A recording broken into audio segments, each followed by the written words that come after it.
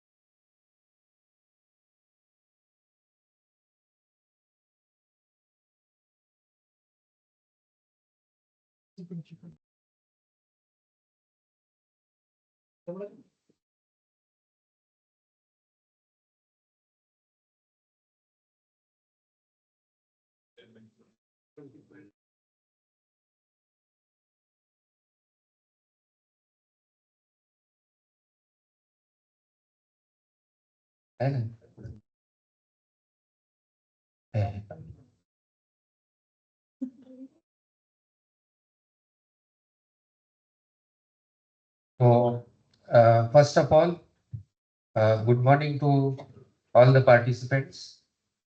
On behalf of Civil Engineering Department, Deogiri Institute of Engineering and Management Study, I welcome you all for the second day faculty development program on Geographic Information System and Remote Sensing for water resource management.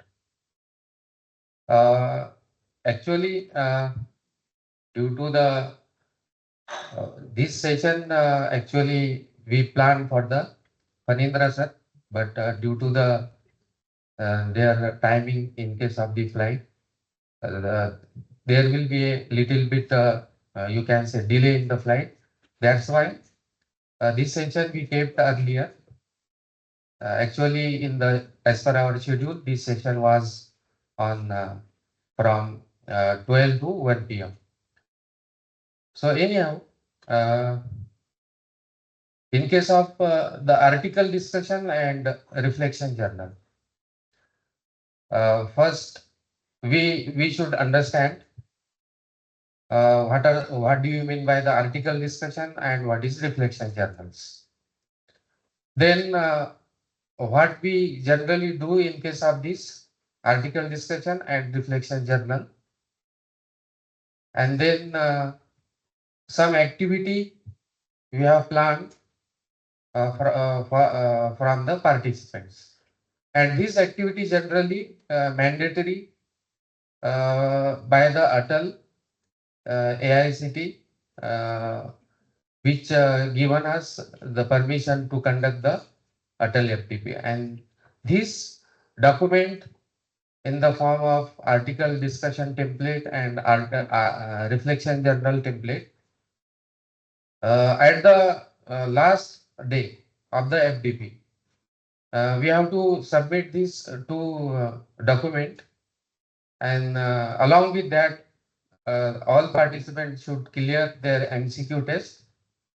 Then only you will be get your certificates. So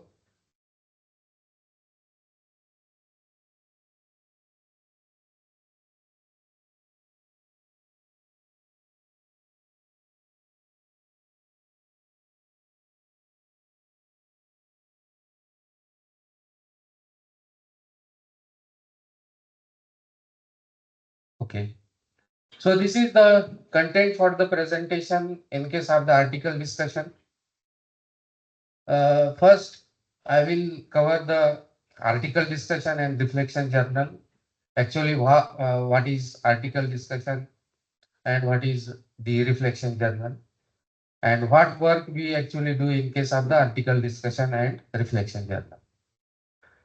Then I have prepared one schedule of the activity because this activity, as per our FDP schedule, this activity is for 4 days in between 12 to 1 p.m. So I have prepared the schedule and we do the that activity as per the schedule. So I will show you this particular schedule. Then some benefit or advantage we will get. Actually, this article discussion and reflection journal is very important from the you can say the research point of view. Those are those are in MTech or those are in PhD or even for the academician as well for the appraisal. We need the good research paper in good journals. Yesterday, Regular sir had given us some tips regarding about the publications. If we have the good publication in reputed journal papers or journals, such as Taylor and Francis, then Springer, elsewhere, IEEE, such good you can see or Scopus. If you have such uh, publications with us, definitely this will help us for our career point of view also. So I will cover what is the benefit of article discussion. Then I will cover the effective article discussion. So we have the key principles, how the article discussion will be is an effective. Then we have the different types of the article discussion. So we will cover that also. Then the process of article discussion, how the article we do actually. So we have the process, then we have the structure of article discussion as well as for the reflection journals. And then we have selected, actually at the time of the submissions as a proposal for the AICTE FDP. During the online submissions, we have completed this particular task in June 2024 at the time of submissions of the this particular proposal on the AICTE portal. So we have selected 5 you can see the journals, and we are going to do the article discussion and article discussion actually on the selected journal papers. So we have the process, how we are going to do the article discussion on the selected journal papers. So we have 5 papers and I will cover how we do the activity of that 5 papers in the upcoming. You can see the time for the article discussion and reflections. So at this stage, I would like to ask one questions because this is the discussion. So discussion should be not a single way, it should be 2-way. So at this stage, one questions I would like to ask you, what is article? Or anybody having the idea regarding about the article? So anyone can tell me what is article generally?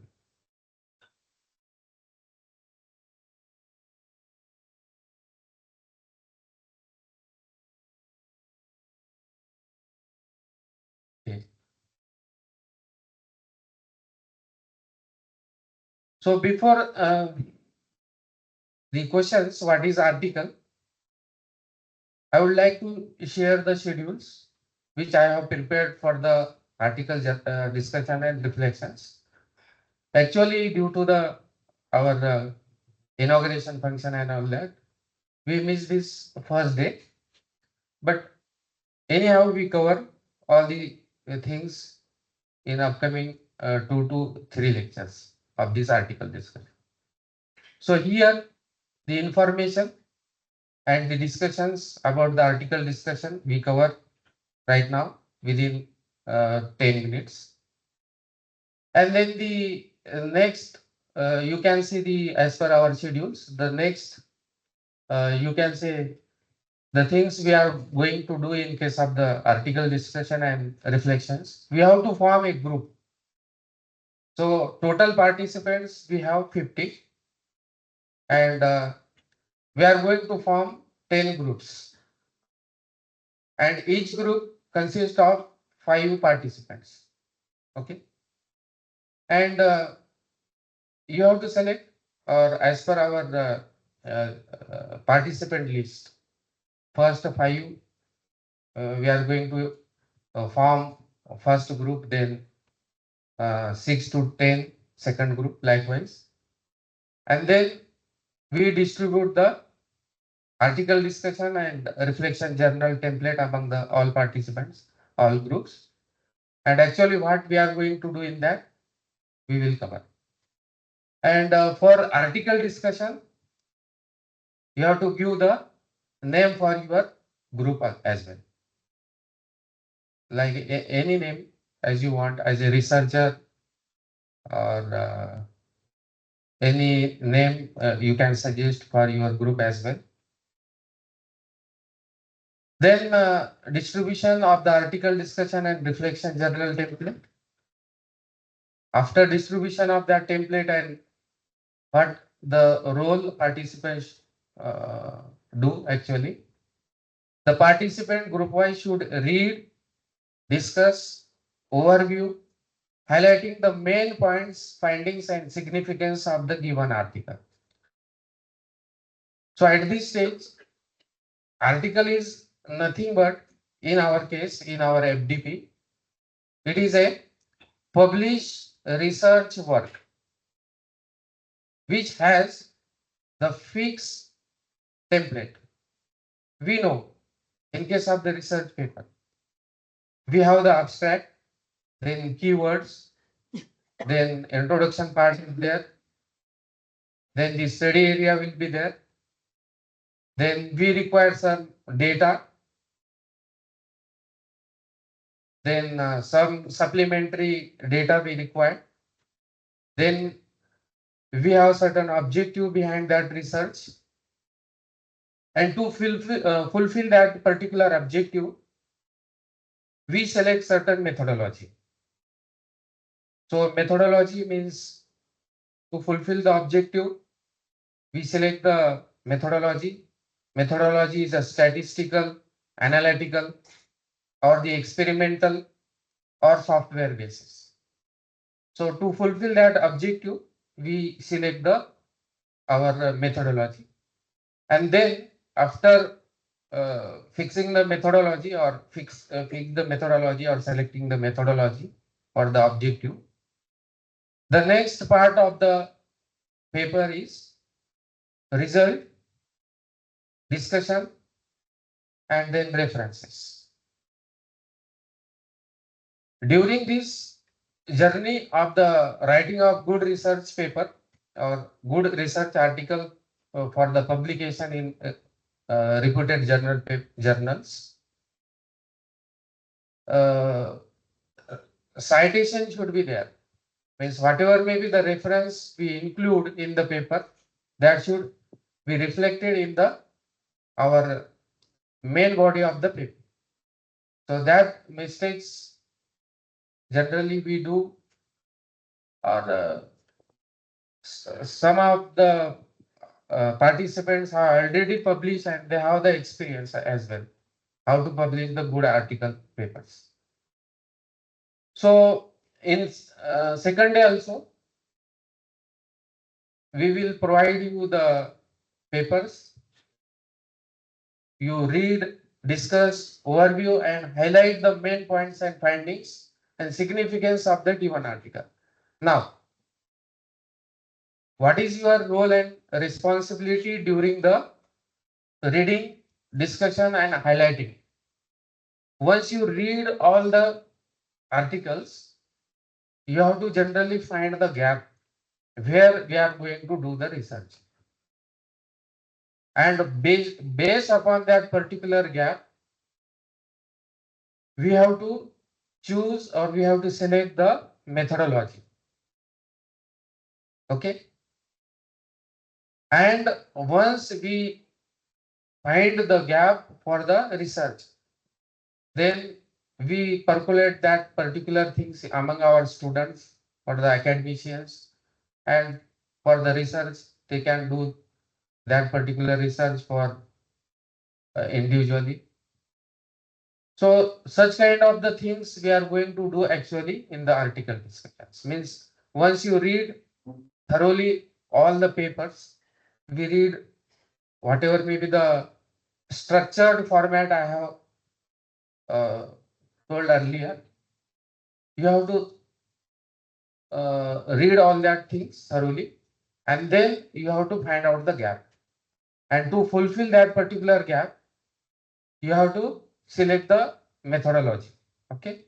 And based upon that methodology, you have to carry out the work for the article discussion template. Now, the next thing is that reflection journal. Okay, reflection journal. So, what is reflection journal? Don't confuse in article discussion and reflection journal. Simply article discussion, what we cover generally.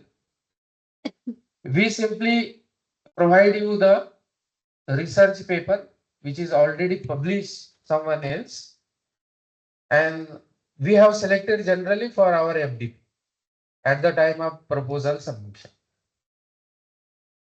We distribute among the group wise, and simply you have to read thoroughly that research paper, and then you have to find out the gap, and based upon that gap you have to select the methodology, and then we have certain input in that particular template. I will share the hard copy as well of that particular template among the group.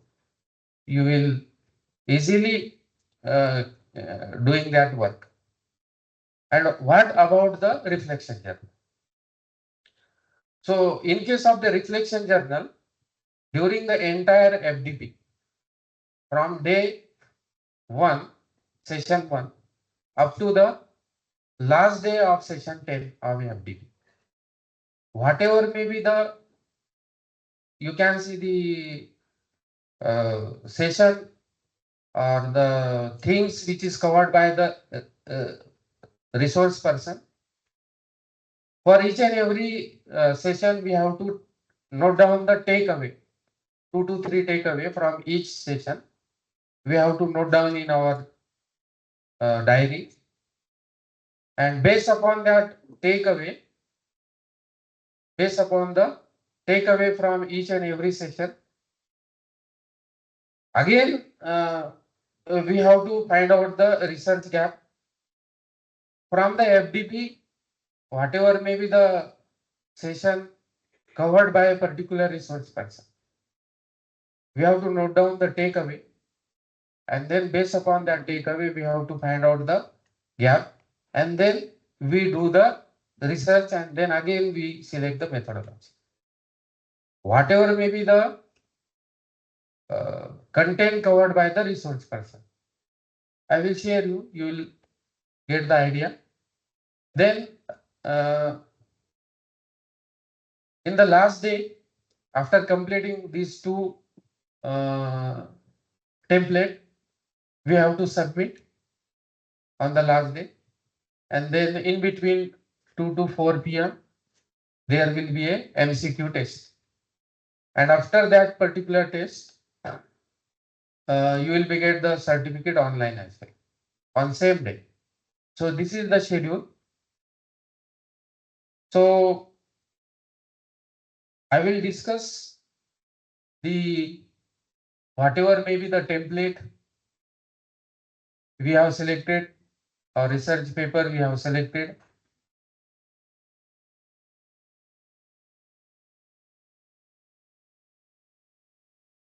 I am not going into detail benefit and all that things because already all of you are having the experience of publishing the papers, writing the journals. So everyone knows this is the structure of the article or research paper. Indexing and searching, title, abstract, keyword, then main text, introduction, methods, result and discussion. Then a final conclusion part will be there, acknowledgement, reference and supplementary data. This is the structured format for the any articles. So these are the selected articles, research paper.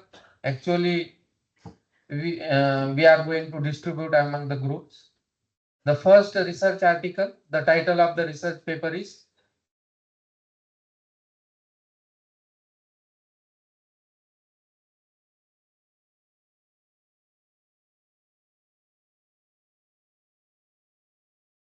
Effect of Land Cover Change on Surface Runoff using GIS and Remote Sensing, a case study, Dohak Subbasin.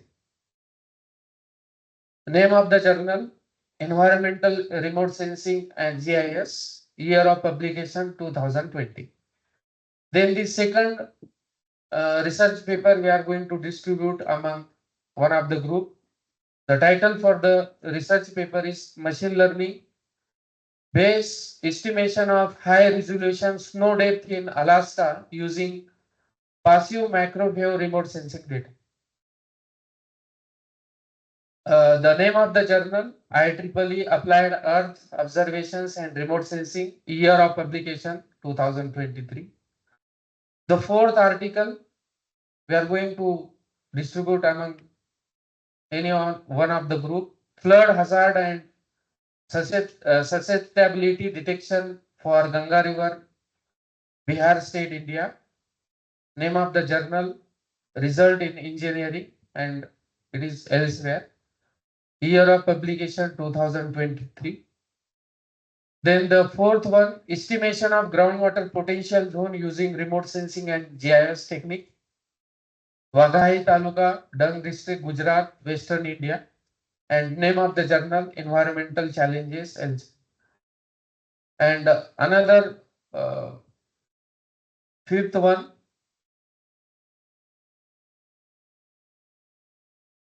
okay. So this is about how the activity we are going to do under the article discussion and reflection journal. I will show you the template, what actually we do in case of this two activity.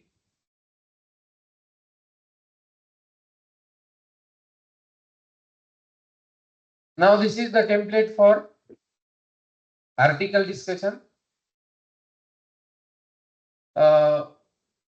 Whatever may be the paper we are going to distribute among the participants. Once you will get the papers, you have to write down the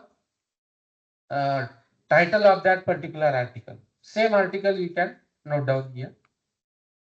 Then the journal source, it includes journal name, volume, issue, page, number, years of publication, and the FDP theme. So our FDP theme is remote sensing, GIS for water resource management. Then team information, team name, you have to suggest the good name for your team. Researcher, wonders, or any name you want for your group. Then team members, 5 members you have to write the name of all the group members here, 1, 2, 3, 4, 5, likewise.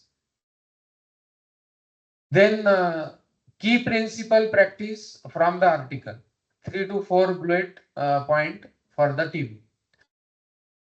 So a principle or practice, first, a brief description or explanation you can write under this. Then second one, third one, and fourth one. Likewise, you have to write the key principles or practice from the given journals.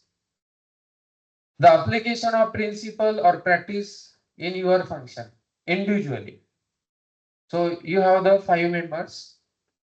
So team member, name of the member means first member, then brief write up on how the principle or practice can be applied in their respective functions. So first member and their principle for individual functions you can write here. Similarly, team member second, you can brief out the principle for third members and so on. So you have to write this one. Key takeaway from the article. So 3 to 4 bullet for the entire team. You have to discuss among the all 5 members and you have to include the key takeaway, brief descriptions or explanation. So 4 takeaway you can write here and then conclusion part of the research paper or article. So this is how we fill the information in case of the article discussion. Then next template,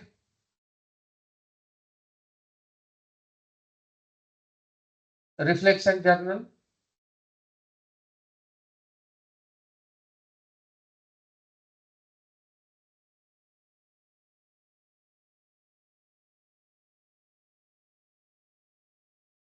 So this is the reflection journal template. Actually, some personal information. Now, you have to submit the article discussion template group wise and reflective journal template individually. We will give you individually this template. You have to first write your name, designation, institute or organization, FDP title, GIS means Geographic Information System and Remote Sensing for Water Resource Management. Date of reflection. Date of reflection is 11th January 2025. This activity we do at the last day of FDP. But for your kind information, already I have discussed what is reflective journal and what we are going to do actually in case of the reflective journal. So key learning or outcomes. So this key learning or outcomes from throughout FDP session. Earlier I have told you whatever may be the session which is taken by a particular person, you have to note down some takeaway and you simply write those takeaway here and you note down 3 takeaway. Then key lessons or concept idea for implementation. Now lesson 1, briefly list the first key lesson, conceptual idea you plan to implement. Whatever may be the key takeaway you have learned from the FDP for any particular session. Once we note down that, so its application, how we implement those takeaway in our day-to-day activity. So these 3 to 4 lessons For individually, we have to write here. Then implementation plan. Lesson 1 means whatever may be the concept idea, we are going to implement to fulfill the first key takeaway. In lesson 1, we have to give the title and then description, provide a brief description of the first lesson you plan to implement. So we need to write whatever may be the descriptions we are going to provide to fulfill the first lesson. Similarly for second and third. So in this way, we are going to write all these things in the given space. Then overall reflection means include a brief reflection of the overall FDP experience and how it has impacted our professional development. So we brief out all the 10 session. So this is about the article discussion and reflection journal. So we will distribute now the, you can say, journal paper among the group, and then we will also distribute the template. Okay. First we need to form the group. So as per our list,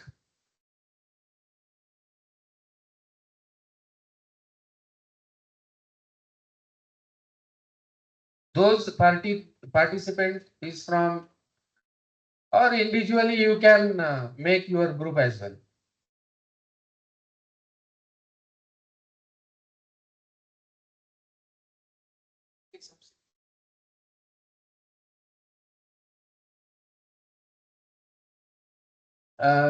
You can form the group as you wish, no matter for forming the group. जैसे आपको group बनाना है वैसे बना सकते हैं अपने अपने हिसाब से. हाँ, एक टेबल पे 5 लोग बैठ जाइए. Form group accordingly, but just you have to sit 5 people on one table. So you can form your groups accordingly. So you have to sit 5 people on one table, please. I can.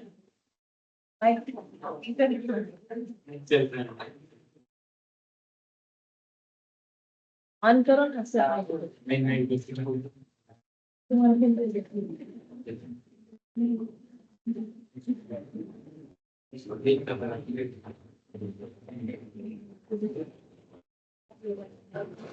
I request participants, please fill up the spaces. One table should be contained of 5 participants. You can choose participants among yourself, whoever you want, 5 people, one table.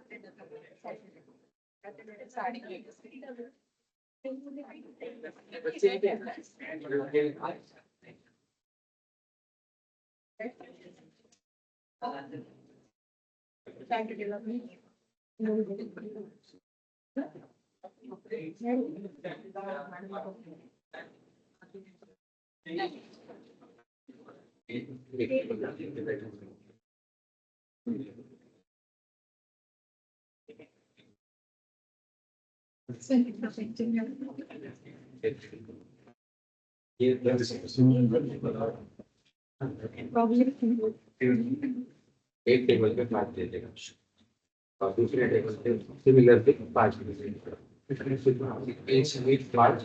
दूसरे sequence से दूसरे table पे part You can trust us. Same.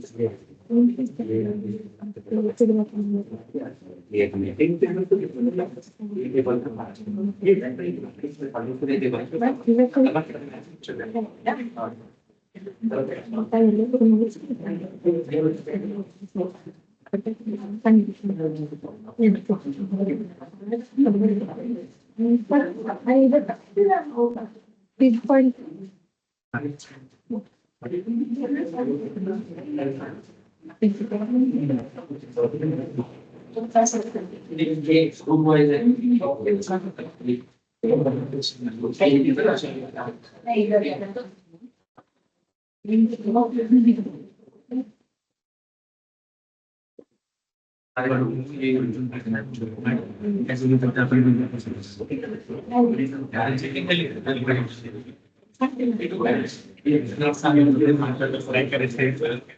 I can. Yes, I can. I can. I say, yeah, for me.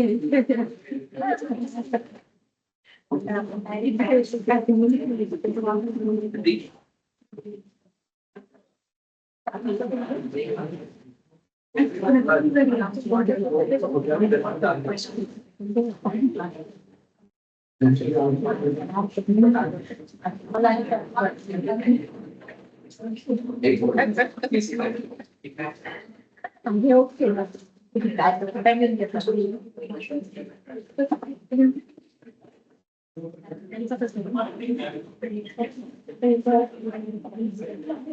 okay.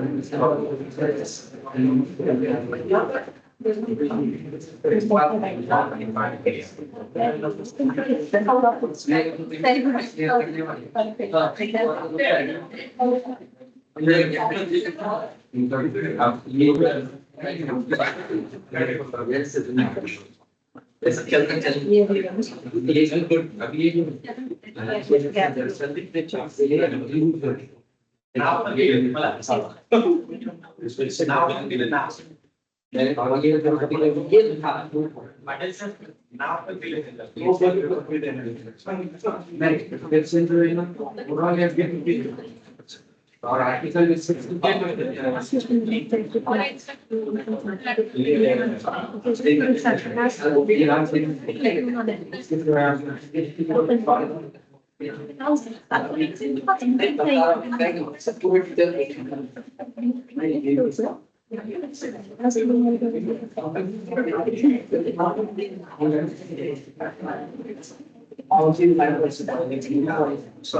Second day, the article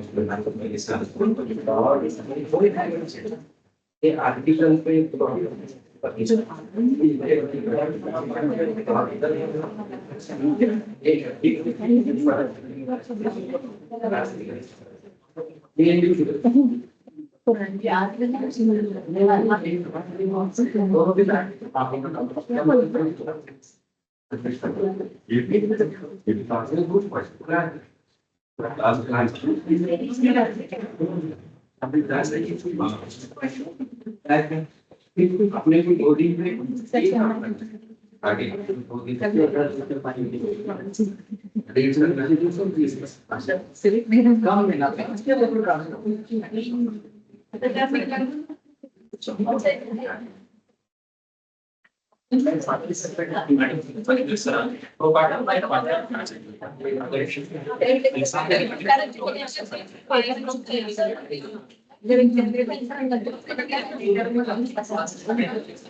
Very important.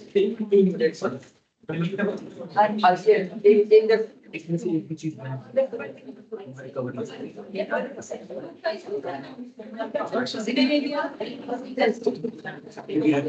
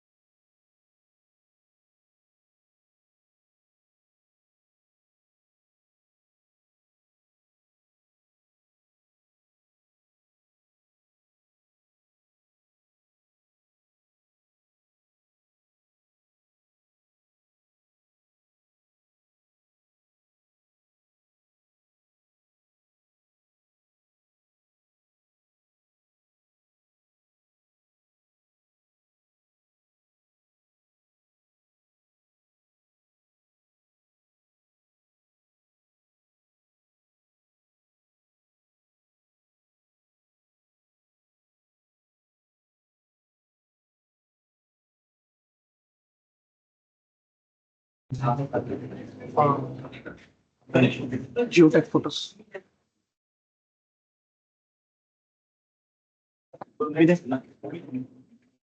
Vinay, take close up.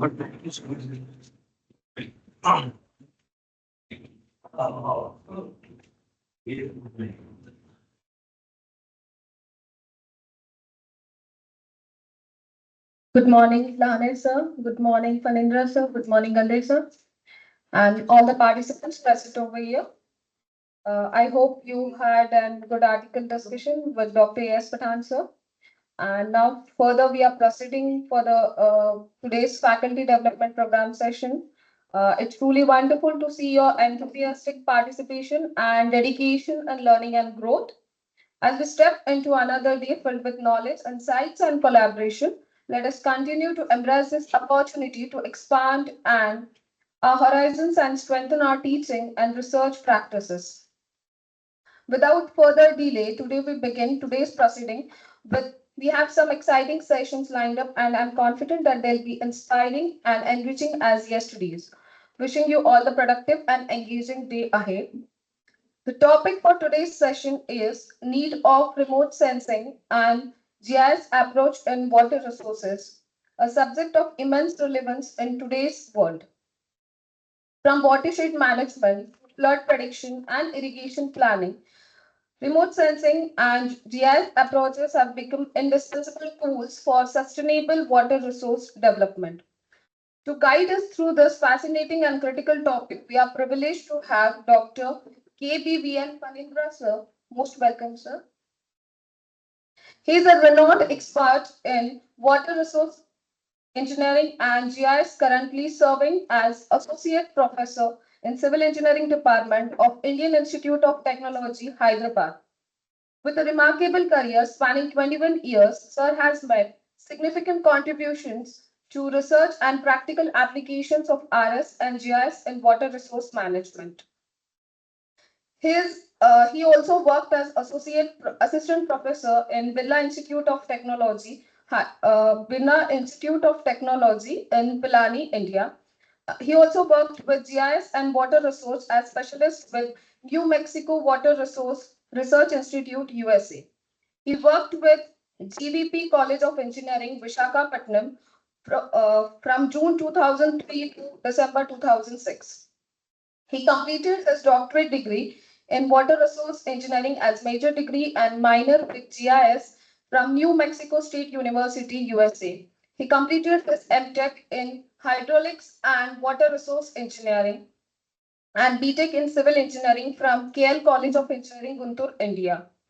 He completed He has five chapters. He has contributed five chapters in textbooks, two technical reports, and also referred 29 international journals, plus six are in review.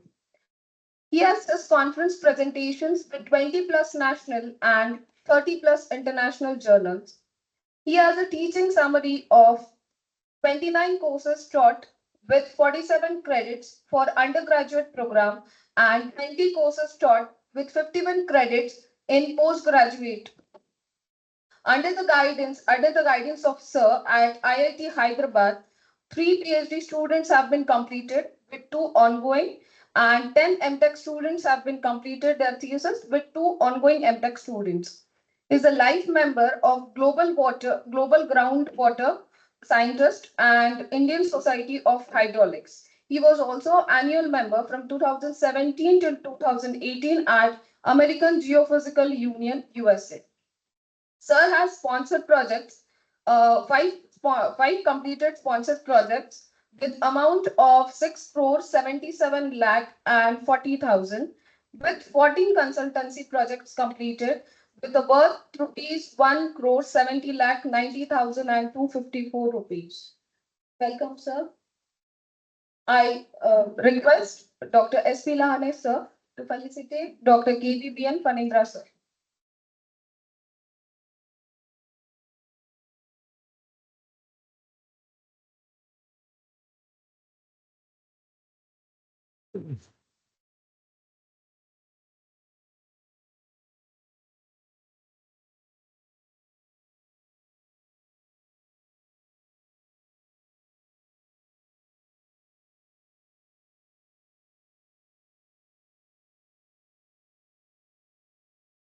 Now, without further delay, I invite Dr. K.B.V.N. Phanindra sir to take the stage and lead us through this enlightening session.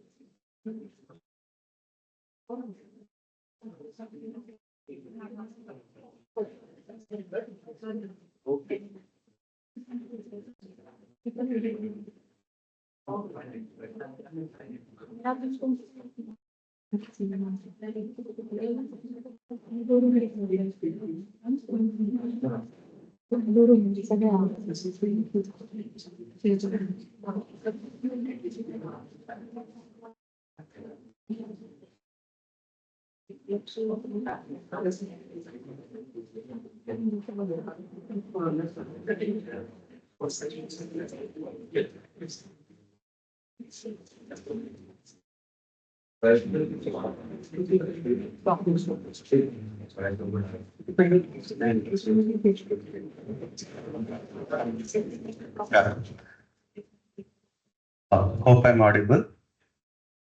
So, a very good morning to all the participants, and thanks for the very long introduction. And yeah, so myself, I'm Dr. Phanindra, working in the Department of Civil Engineering at IIT Hyderabad. My core interest lies in groundwater management and also agricultural water management, but I often use GIS tools. My students often use GIS tools for solving some specific novel research problems in the domains. So before I start, let it be a little bit more interactive. Okay. So some coincidence. Yesterday, I think you had Venkat Reddy's lecture, right? Yeah. So he's my junior and bachelor's. And today afternoon, you are having another a lecture by Ram Shankar in IIT Bombay. He's my previous colleague at WITS Pilani. So it's something like actually, I feel as if actually this platform has given me an opportunity to be associated with some of my very long relations, friends actually, with whom actually I contacted long back. So thanks for the opportunity. Before I start, I just want to know how diversified the participants are. Like actually, how many are from teaching community, how many are from industry, how many are from various organizations, how many of you are from students, how many of you are from scholars and all. That helps me to understand how best actually we can shape the presentation. Can you just raise how many of your faculty working in? Okay, so almost like half the class, half the participants are from faculty domain. So presuming you are teaching the civil engineering classes, if you are maybe teaching the remote sensing and GIS courses also. How many of you are teaching remote sensing and GIS related courses? No, that means actually your maybe the basic understanding level could be better fits to this one. How many are from industry or organizations, maybe government or private organizations or industries? No. How many are students, PGs or PhDs? Okay, so it's kind of balanced between faculty and students, right? Are there any category I missed? From the industry, right? Yeah. How many are from industry? Okay, a few, right? So predominantly it's a mix between the students, PGs, PhDs, right, and the faculty, right? Again, let's bit more go with some question is how many of you are currently using remote sensing and GIS for teaching or research or maybe one, two, right? Three, right? Four, right? Okay. So predominantly it's understood that most of them are less background in remote sensing and GIS and also less utilizing.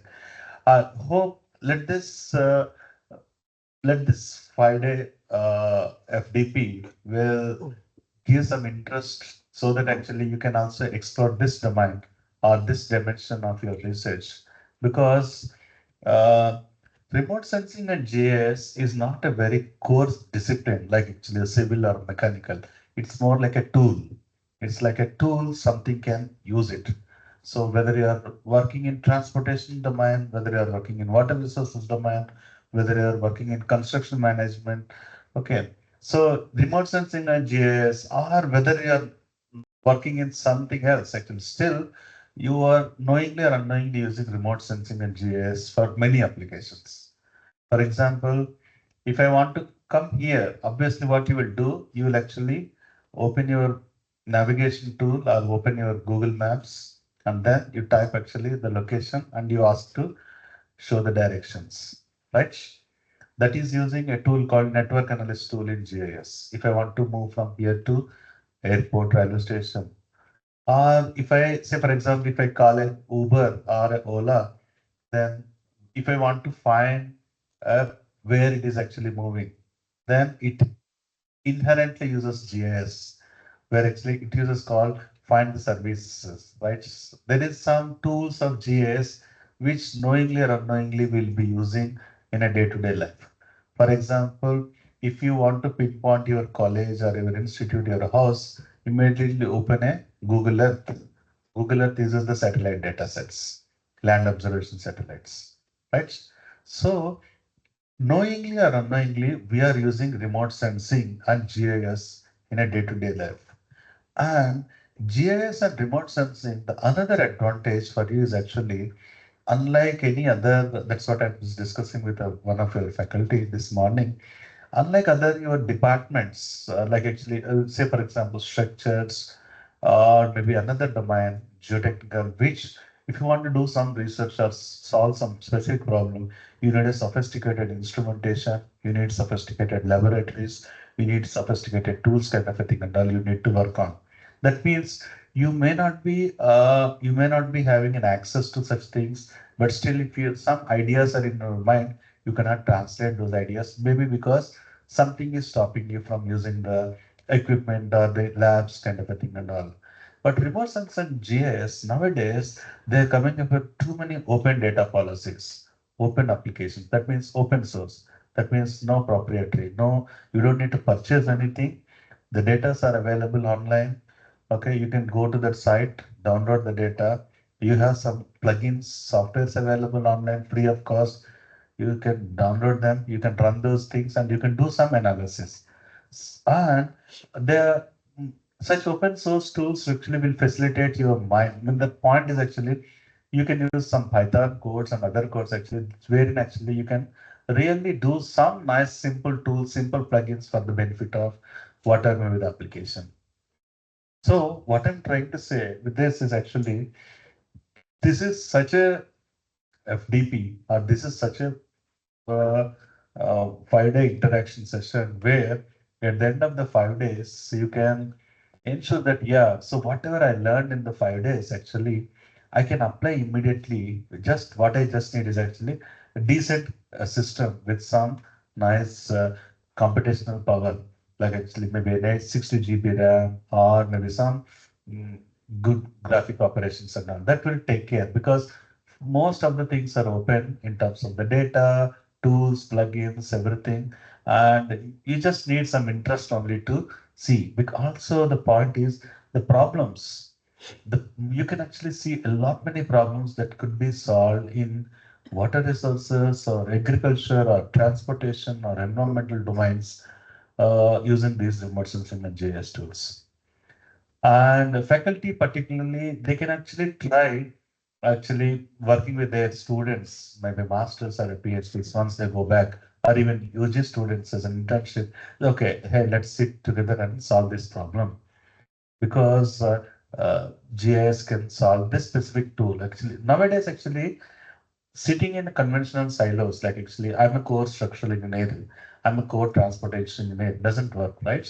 So you just need to have a kind outside the box domain knowledge, because actually the problems that are faced and that are to be solved mostly are not, because the traditional problems have already been solved, right?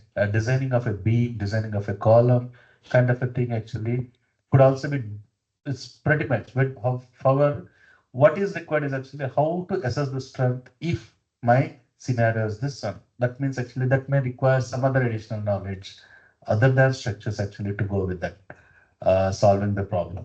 So GIS and remote sensing is one such a very nice platform, very nice mediator, which can connect such things. So please don't think that, okay, it's a separate subject. It's a separate subject that, though I'm sitting here, okay, I will just learn something in 5 days, and then once I go back, actually, I will keep working in my own silo. Okay, so no, because remote sensing and GIS is something where you can connect to your own domain. For example, nowadays the very hot, nowadays actually the very hot keywords like AML actually. For example, see, uh, if someone, why people are more into those domains, because the problems driven by the current day needs are actually could be better solved with a huge data sets, right? Same as the remote sensing and GIS. The one beauty that remote sensing and GIS has, it's a good connectivity to civil engineering applications. So how many are from civil engineering domain here? Yes, almost all, right? How many are non-civil engineering domain? Yeah, very few, right? Okay, good. Good. Again, as I said, let this be more interactive. Okay. It's like, it's not that actually after this 3 hours, I go back to my place, you go back to your place, right? I'm not allowing you to write some exams. I'm not grading you, right? I don't have any grades on you. You don't have any favor on me, right? So, so let's have whatever the questions comes onto your mind, you please ask. Okay. What I'm trying to say is actually that this is not a regular classroom, a faculty versus students, where student is more worried whether my faculty will give a B grade if I ask this question or this kind of a thing, right? There is no such thing. And so it's better, let us be more interactive. The whole objective is just to transfer some knowledge, what is there with me to you so that you can take it up further. Okay. So with this introduction, my topic is on remote sensing and GIS for water resources and agriculture.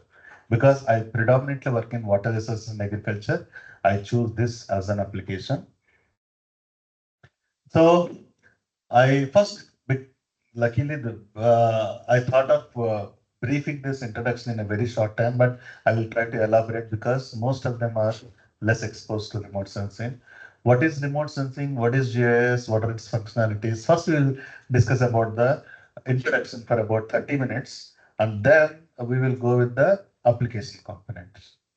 Applications for various requirements, watershed delineation, hydrological models, interfaces, groundwater monitoring, crop classification, and so on. And followed by what we learned, we will discuss through conclusions. What is remote sensing? Yeah, so easily someone say remote plus sensing. Remote means far off place. Sensing means to tell about that one. So there is a wall, there is a window, right? That's remote sensing in simple sense, because I did not go there, I did not physically touch it, I did not see the physical properties, mechanical properties, but through sensing from a far off place, I'm inferring about that object, right? That is a table. That's the simple remote sensing. Now you know that actually everything is remote sensing, right? I'm sensing remotely, right? Okay. So remote sensing is the process of inferring, make conclusions or decisions about surface to near surface objects using the observations made from remotely located non-contacting sensor or no physical contact.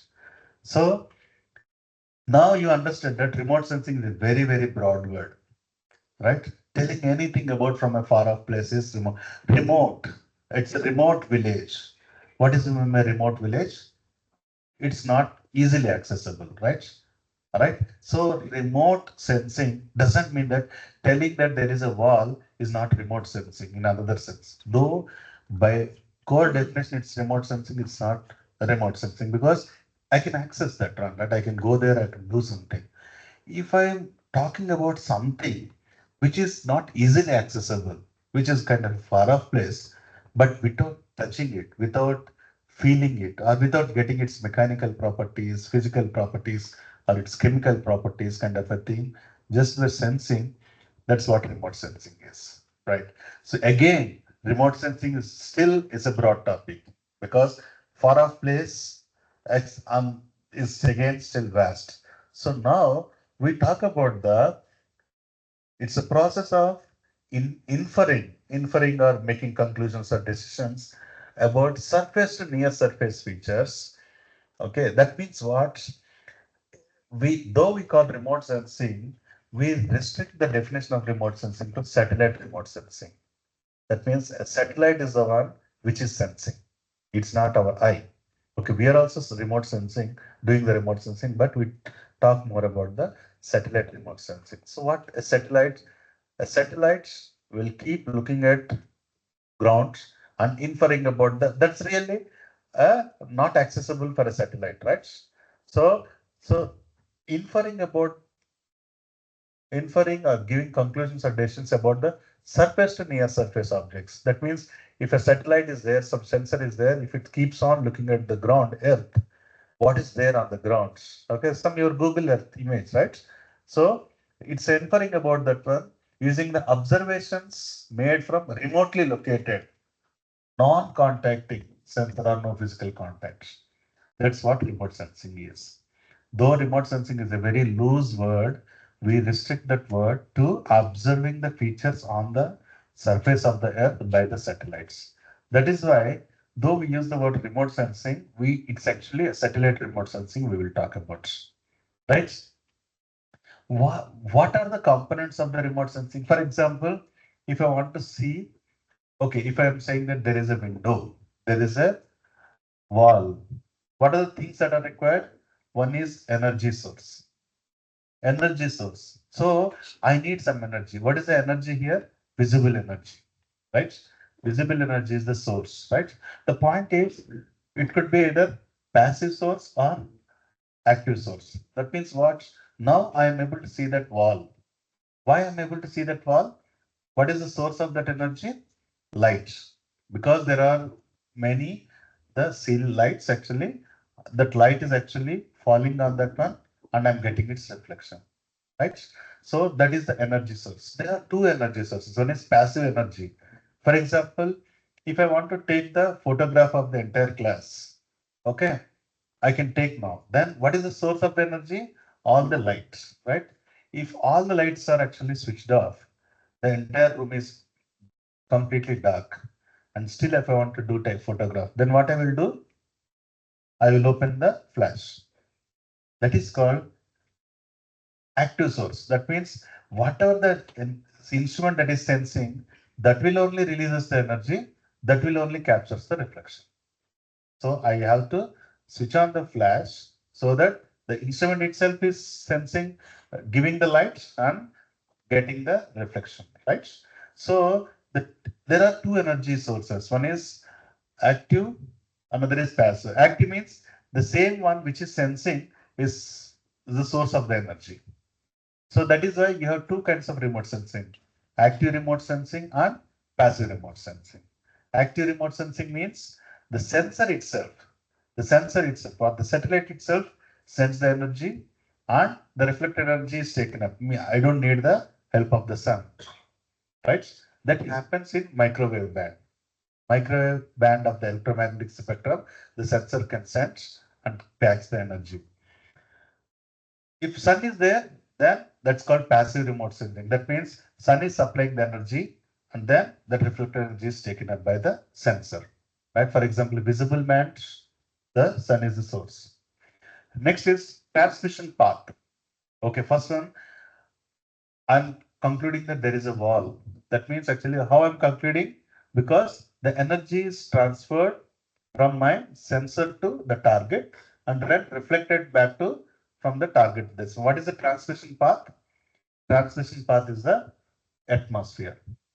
For example, for the energy to pass means with the from the target to the sensor, you need actually the transmission path, which is the atmosphere. Next one is target. What is there? So target has to be there, right? So that is the target. The observing feature on the surface is the target. And the next one is sensor. What is a sensor? My eye is the sensor in this case, right? My eye is the sensor. Eye is sensing the visible band. Okay. So one has a black shirt, one has a white shirt, one has a green shirt. How can you know? Because a black shirt means the entire, all the bands are absorbed by that shirt and no reflection. White means all the bands are equally reflected. Green means all other colors were absorbed, only green is reflecting, right? Maybe yellow means combination of some is being reflected. The primary colors, if it all reflecting, then I can say, okay, this boy wore a red shirt, mainly because only red is being reflected from that one. All other colors, all other, because, so the sensor or satellite here is my eye, right? This is as simple as this. Actually, this is what remote sensing has, right? But that is not that much easy, because we not only deal with optical band, optical means visible, WebGR, we also deal with near infrared band, microwave band, and others, which your eye cannot sense, but the cameras can sense. So remote sensing predominantly uses the visual infrared bands of the electromagnetic spectrum for generating, and remote sensing by default deal with the images taken from the satellites. That's why we call it as a satellite remote sensing. So the problem, I'm giving complete overview of this remote sensing. The 4 slides what I'm teaching now, I take generally 12 classes for undergrad students. The same, because we deal much deeper. What is electromagnetic spectrum and what are its characteristics and so on and all. But at this level, for a 2 hours class, this is sufficient to get an overall impression. Satellites obtained in the remote sensing, they require to be the corrected. Whatever the remote sensing images that you are taking, you need to apply, because there is an interaction of the 2 moving bodies. What is happening? Earth itself is rotating, right, from west to east, and satellite is rotating around the west, around the Earth, right? So if I take a photograph of you like this, I will get a nice image. If you are moving in this direction and I'm taking, I will get kind of a blurred image, or actually deviated image. If you are moving like this and I'm also moving like this, then I will get much more deviated image, a blur image, right? So what satellite itself is moving, Earth is moving, you are taking the picture of an object on a moving body from another moving body. Obviously, you'll have some distortions happens, right? So that's, you have to, what I'm trying to say is, the image what you get from the satellite, you need to correct it. The first one is actually the correction you have to do, called for the interaction of the 2 moving bodies. The second one is actually sensor drift. Sensor, any sensor with over a period of time, drifting happens slowly with passage of the time. It will keeps giving error results, right? For example, a weighing machine. Okay. Say for example, it may point to 0 now. After say 5 years, 6 years, and so on, you may observe that it's slightly pointed towards 5 kgs or 4 kgs. It may not, the needle may not exactly point to 0, right? So that's called drift. All right. So over a period of usage, keeps on using these physical or sensor components, because this actually the mechanical drift. There, here you will get an electrical drift, right? So drift correction is required, because over a period, initially you don't need to apply for a, for example, a satellite recently launched. You don't need to apply for drift corrections after a few years and so on. Then the drift corrections are still there, because that's a natural process that will happen. Changes in the atmospheric or cloud conditions. You are taking an image on a clear Sunday. You are taking an image on a monsoon day where there is a huge cloud cover, because These satellites has to get the energy from the reflected energy from the target, which has to be passed through the entire atmosphere. Atmosphere is not like so clear between you and me because it's a shorter distance. It has to pass through the aerosols, pass through the clouds, right, and so on. So there will be some differences, right? You don't get the proper clear image. So you need to apply some corrections. The corrections what you apply are mainly of two types. One is radiometric correction and another is geometric correction. So what is radiometric correction? If you see, we don't have a board here. Yeah. So if you see how a satellite image looks like, a satellite image looks like a box with all the grid cells with the numbers stored in it. For example, your camera also actually, it's a 6 megapixel or 8 megapixels camera. Okay. What it will store if you keep zoom further in actually and go to the pixel level. Okay. You will see once uniform value, uniform color. That's some nothing but some number. Okay. So it stores the numbers. For example, I take the picture of the entire class using a high camera. Then what I do, I keep zooming further in until I see the last pixel, each pixel. Then you see that each pixel is one uniform color. That's the reflection characteristics. It will store some number, right? So radiometric corrections are those corrections which changes the numbers. For example, if the number is say, suppose 24, that means reflection is some distant number is 24.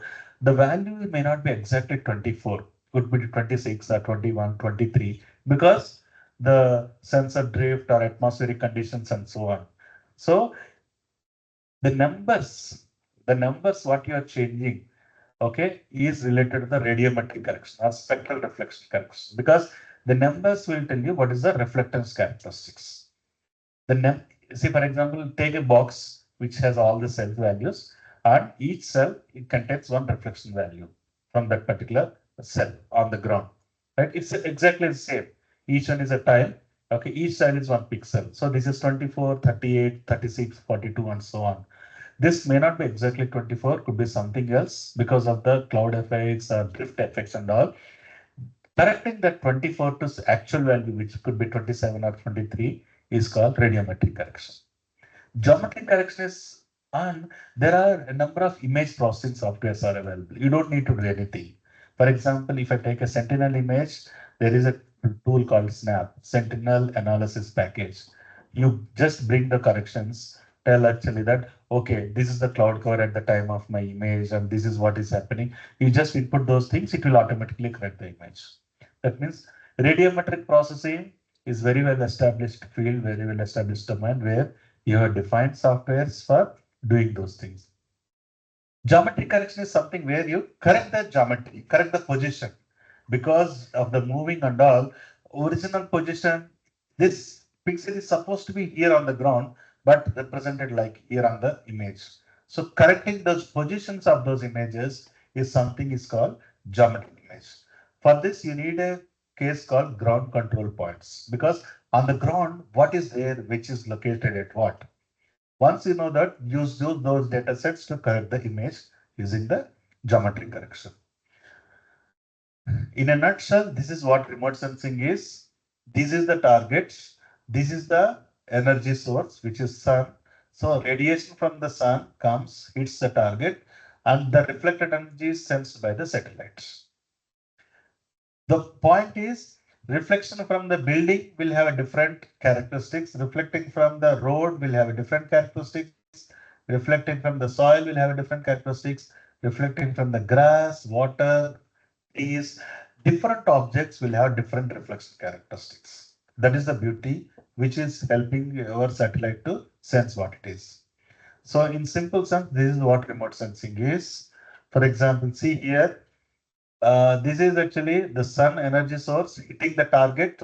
When some energy hits this target, some energy will be absorbed by the target, some energy will be reflected. For example, white, maybe a red shirt. That means all other energies are absorbed, visible band, only red is reflected. So some energy will be absorbed and some energy will be reflected. What is the energy that is reflected will be sensed by the satellites. So the satellite keeps taking the images. As the satellite moves, it keeps taking the images. When it taking the images, you will have some ground control station to collect all the satellite images. Okay. So the ground control station will collect all the images, and these images are processed by the interpreter. Radiometric corrections, geometric corrections. Once they are done, they will release for the public to use for different applications. This is all what remote sensing. Do you know where this ground station is available? For an Indian scenario, ground station to collect all the remote sensing satellite data sets. Hyderabad, yeah? Good. So Sambhajinagar, Hyderabad has actually a very large antennas in large antennas in the radio band, which captures the images, okay, from this satellites. So whatever the images that you get, actually, the NRSC, again in Hyderabad, they will actually process those images. They do the corrections, radiometry, geometry. They are different levels of corrections. Once the correction images, they will sell, or they will. Some satellite images are free forever, free. You can access through what portal it is? B.V.N. B.V.N portal you can access. Some could be commercial satellites you need to purchase. Okay. And here, this is a radiometric correction. For example, whatever the radiation that is coming, if you see here, atmosphere absorbing some energy and reflecting its own energy. Some is going to the target and then reflected. Some, while going from the target, some other actually objects are actually blocking and then reflecting. So what is happening? Whatever the energy that you are getting from the target, which is on the ground, is not a smooth energy. Some energy is absorbed by the clouds, reflected by the clouds without even hitting the target. So whatever the energy that you are getting, or whatever the radiations or energy you are getting at the sensor, is a mix of all these things. So you need some processing. Otherwise, things. But don't worry, this is all well established domain. So they will actually do the processing, they will do all the corrections, and then only they will actually release for the public for application. This is again ground GCPs. This is one ground. So what you do, you will go to the ground and say, okay, this is say suppose this is Charminar. Say this is some other major intersection. This is some other major, maybe a river. So you identify some features on the ground, and then you come to the satellites and then see, okay, my maybe Charminar is displaced to like this. So I need to properly connect that one. Same, maybe a intersection of two roads, maybe two important roads, or maybe some important building corner, kind of a things. These are some of the ground control points. This is done for geometric correction. This is done for radiometric correction to get the processed images. Okay, so again, satellites. Whenever we talk about, we have many number of satellites, right? We have navigation satellites, right? Navigation satellites, GNSS system. Because of those satellites only, your GPS. If I want to go from here to somewhere, I will open the maps and all. That's all because of navigation satellites. We have telecommunication satellites. Because of this, our phone will work. Okay, they will work.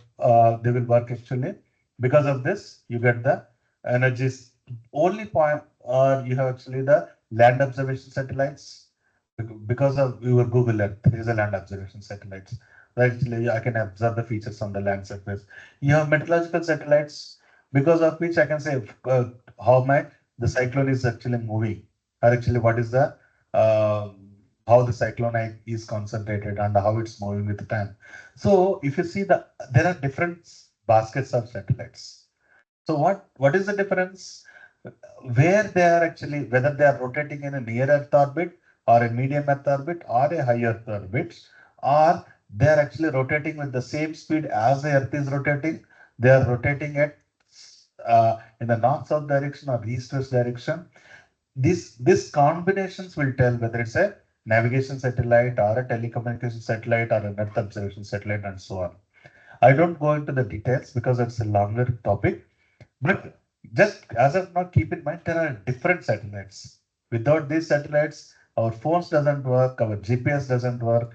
We cannot see any our this TVs or land observations or weather information, even weather observation is also meteorological satellites, right? So there are tremendous applications available. But how each set is different. For example, meteorological satellites are geostationary. That means they will move with the same velocity as the Earth, right? So telecommunication satellites are actually low Earth orbit satellites because you should not have any effects of the higher level mesosphere effects and so on. So there are a different kind of a satellites. Okay, so Earth observation satellites are having less revisit interval. Less revisit interval means actually they will visit very fastly. Sorry, very slowly. That means actually, if I am looking, say suppose Aurangabad now, maybe after maybe 20 days again, I will come back to the same Aurangabad, or maybe 20 days, 30 days, 40 days, and so on. That means revisit interval is low, but high spatial resolution. But I can see very accurately. It may be a 10 meters resolution, what is happening and so on.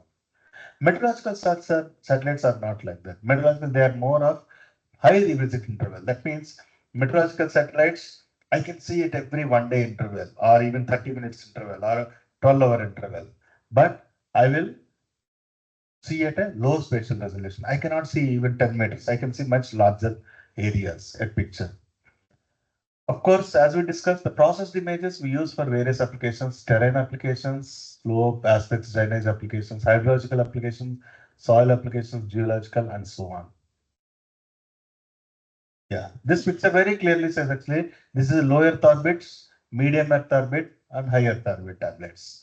High Earth orbit satellites. For example, INSAT meteorological satellites are in the high Earth orbits where the altitude is 36,000 or even more. This is actually the Cartosat and so on. These are all actually predominantly the medium Earth orbit land observation satellites. These are all low Earth orbits where the altitude is very less than 1,000 kilometers. Predominantly the navigation satellites. See, this is how many satellites, hundreds of satellites are being, thousands of satellites are being revolving around the Earth. Okay, so for example, of course, most of the countries are actually have their own space mechanism to work on this one.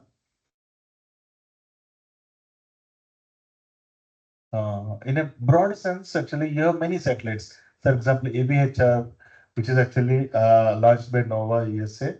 It is a temporal resolution of 1 day. That means every 1 day it will keeps looking. But spatial resolution is almost 1 kilometer. That means I can only see 1 kilometer value by 1 kilometer as 1 pixel. I don't know what is happening within 1 kilometer. Okay. So Moody's, Meteosat, these are all actually meteorological satellites. Advantage of the meteorological satellites is if you observe, the revisit interval is very low, but their spatial resolution is very high. That means I cannot see more clearly, but on a large space, but I can see more frequently.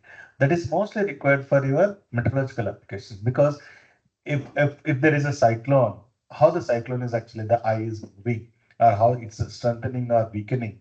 If there is a cyclone, if I sense actually, I don't want to see after 16 days, right?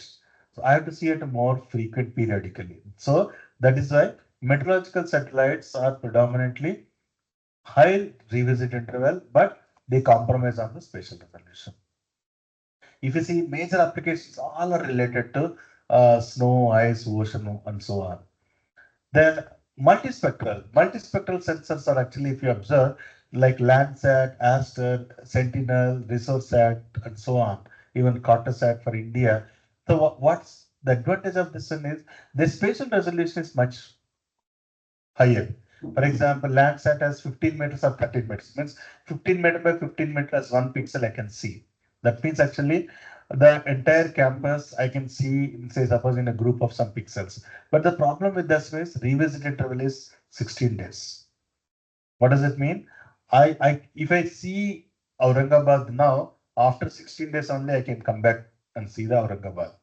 I cannot see what's happened in these 16 days. I don't know. because they're revisited. For example, Aster has 16 days. Okay, SRTF has 1 month. Research had 24 days and so on. These are best good for land applications. Why? Because for land applications, you are really not interested to see daily changes. If your campus is now, tomorrow also will be the same, right? So you are really not interested in looking at very frequent high temporal changes for land observations. Rather, you are interested more in high spatial, because what's really happening? What happened to this building? Whether this building is actually encroached or not, or expanded, that I'm more interested rather than looking at the same building every day, right? That is why these multispectral satellites, they are more good for land observation purpose. Next is high resolution satellites. These are the previous, all these are open source. That means you go to the NASA website or USGS website, you download the Landsat image of your whatever the region you want for free. Same with all these images. You can go to the respective web page and select your area of interest, select the time period of interest, and you can download the image. Okay, nobody will charge anything. High resolution images are those which satisfy both. If you see the spatial resolution, like it's like almost 1 meter, 0.8 meters. Spatial resolution is 0.3, and Cartosat less than 1 meter, which is 0.54 meters. And QuickBird is 0.6. Even temporal also, if you see 3 days, 1 day, 5 days, 4 days, and so on. That means I get the benefit of both high temporal revisit. I can see this image every 2 days or 3 days, and I can also see very minutely. For example, 0.58 meters Cartosat just means what? Half a meter is 1 pixel. That means actually this entire building, predominantly someone can, if you, the satellite can see how many benches are also there. How many benches are, they may not pinpointedly sense how many people are there, but still they can see, okay, this building has this many benches. If at all there is no roof and satellite is directly sensing this one. So to that extent you can sense. Okay, then why? These are predominantly applied for very city level applications, because for city town planning applications, for city drainage mapping network, or city flooding maps, city disaster maps, actually, you need a very high resolution. I want to very peculiarly map the roads, the drainages, and so on and so on. There I can see. There also I may be more interested in a high frequency, mainly because if there is a flood happening, what is happening, how it has been decided over a period of time. If I want to know, then I can sense. That is why these applications, these are all high resolution commercial satellites. That means if I want to get a iconos image of Aurangabad, I need to pay a good amount of money to the satellite vendor and get the money. For example, if it is one tile, I may have to pay some 60,000-70,000 to get that image. Why? Because I have more high resolution image, obviously. Then what is the drawback of this one? You see, anything which comes with positive also comes with some negative, right? So the meteorological satellites, the positive is, what is the strength of the meteorological satellites? Frequency, right? What is the negative? Spatial resolution. What about the multispectral? What is the positive strength? Number of bands, spatial resolution. What is the weakness? Revisit, right? 30 minutes or temporal, 30 days, 20 days. This you don't see any drawback. It is coming with both high resolution. Then what is the drawback? Price, yeah, goes price. And another drawback is life. Okay, because they use a significant amount of energy to capture these things. So life of these satellites will be very low, in the order of very few years. Of course, price is a good point. And also, if you can't get the archival images, because I don't, if I want to have the iconos image of Aurangabad for 3 days back, I don't get, because they don't switch on their camera for every city. It's a waste of their energy. Their life will further go down. So what you have to do, you have to tell them that, okay, I want an Aurangabad image of this one in the next revisit, and you have to pay the amount. Then they will ensure that they will actually take the capture the image. Otherwise, it's a waste of money for them to capture the entire images, right? So that is why what they do. This Iconos, Squidbird, Carter said, you have to first tell a priori that actually that I need this image of this. That means I don't get the backdated images. Backdated images I can get for the other ones because for them it's okay. Okay, because they don't use this much huge energy of this one. Other one is a hyperspectral image. Hyperspectral image is the one where use the energy in multiple bands. For example, multispectral takes the image in only 4 bands. For example, visible has 7 subbands, right? V, I, B, G, Y, O, R. Say, for example, entire visible is 1 band. Okay, infrared is 1 band. Okay, so if I take the image entire visible as one specific band and NIR as one specific band, and say suppose far infrared as one specific band, 3 bands, then it's called multispectral image. But if I take the same image in very, very, very narrow bands, for example, green has, say, suppose 520 to 560 nanometers wavelength. If I say 520 to 525, 520 to 530, 530 to 535, and so on, 565 to 570. The green itself, if I cut into, say, suppose 6 subbands, then it's called a hyperspectral. That means what? I can call it as a light green, pale green, this dark green, this green, and so on, olive green kind of a thing and all. So it's simple. Okay, say suppose say take some apple. Okay, if you consider apple as one single entity, that's called panchromatic band. Panchromatic means all the bands are grouped into one specific larger band. If I cut the apple into, say, suppose 4 bands, four pieces, it's a multispectral band. Then one is visible, one is near infrared, one is far infrared, say one is thermal. That's what your land observation will do. But if I cut the same apple into, say, suppose 200 pieces, then it's called a hyperspectral band. That means what? I'm looking at much narrow subbands. What's really happening? Okay. The good thing with hyperspectral is I will get a huge data. I will get a huge information. What is there in this band, this band, this band, this band. But having too much data is also sometimes very risky, right? You can't. It may mislead us also. Now, what's next after remote? This is a broad remote sensing, what it is. So you got the images from the satellites, you process them, and you got the corrected images. That's what we generally do in satellite remotes. Or you purchase the images from NRSA, okay, or download from the open sources. Then what next? I got the images. What's next? What are you going to do with those images? GIS will tell you what to do with those images. So that is why remote sensing and GIS, you can't separate them. This is predominantly linked to each other. Okay. GIS will help you using those remote sensing and images, not only images, but other data sets also, and to solve a particular application, but for particular geospatial problem. What is GIS? GIS by definition is designed to input, store, edit, retrieve, analyze, and output to everything. But underlying point is geographically referenced data. If you have any geographically referenced data, for example, what is geographically referenced data? A data which has some meaning on the geography of the Earth surface. For example, my position here has its own dedicated latitude, longitude. Your position there has your own dedicated latitude, longitude, right? So every feature on the surface of the Earth has a unique combinations of lat long, right? So if you have to deal with such a kind of a data set which has lat long combinations, then GIS is the only platform. If I want to go from here to railway station, so I have my own lat longs, railway station entrance has its own lat longs.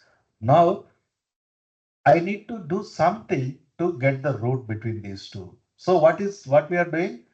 I'm dealing with some geographically coordinated data sets, right? Eventually I'm doing with lat longs, right?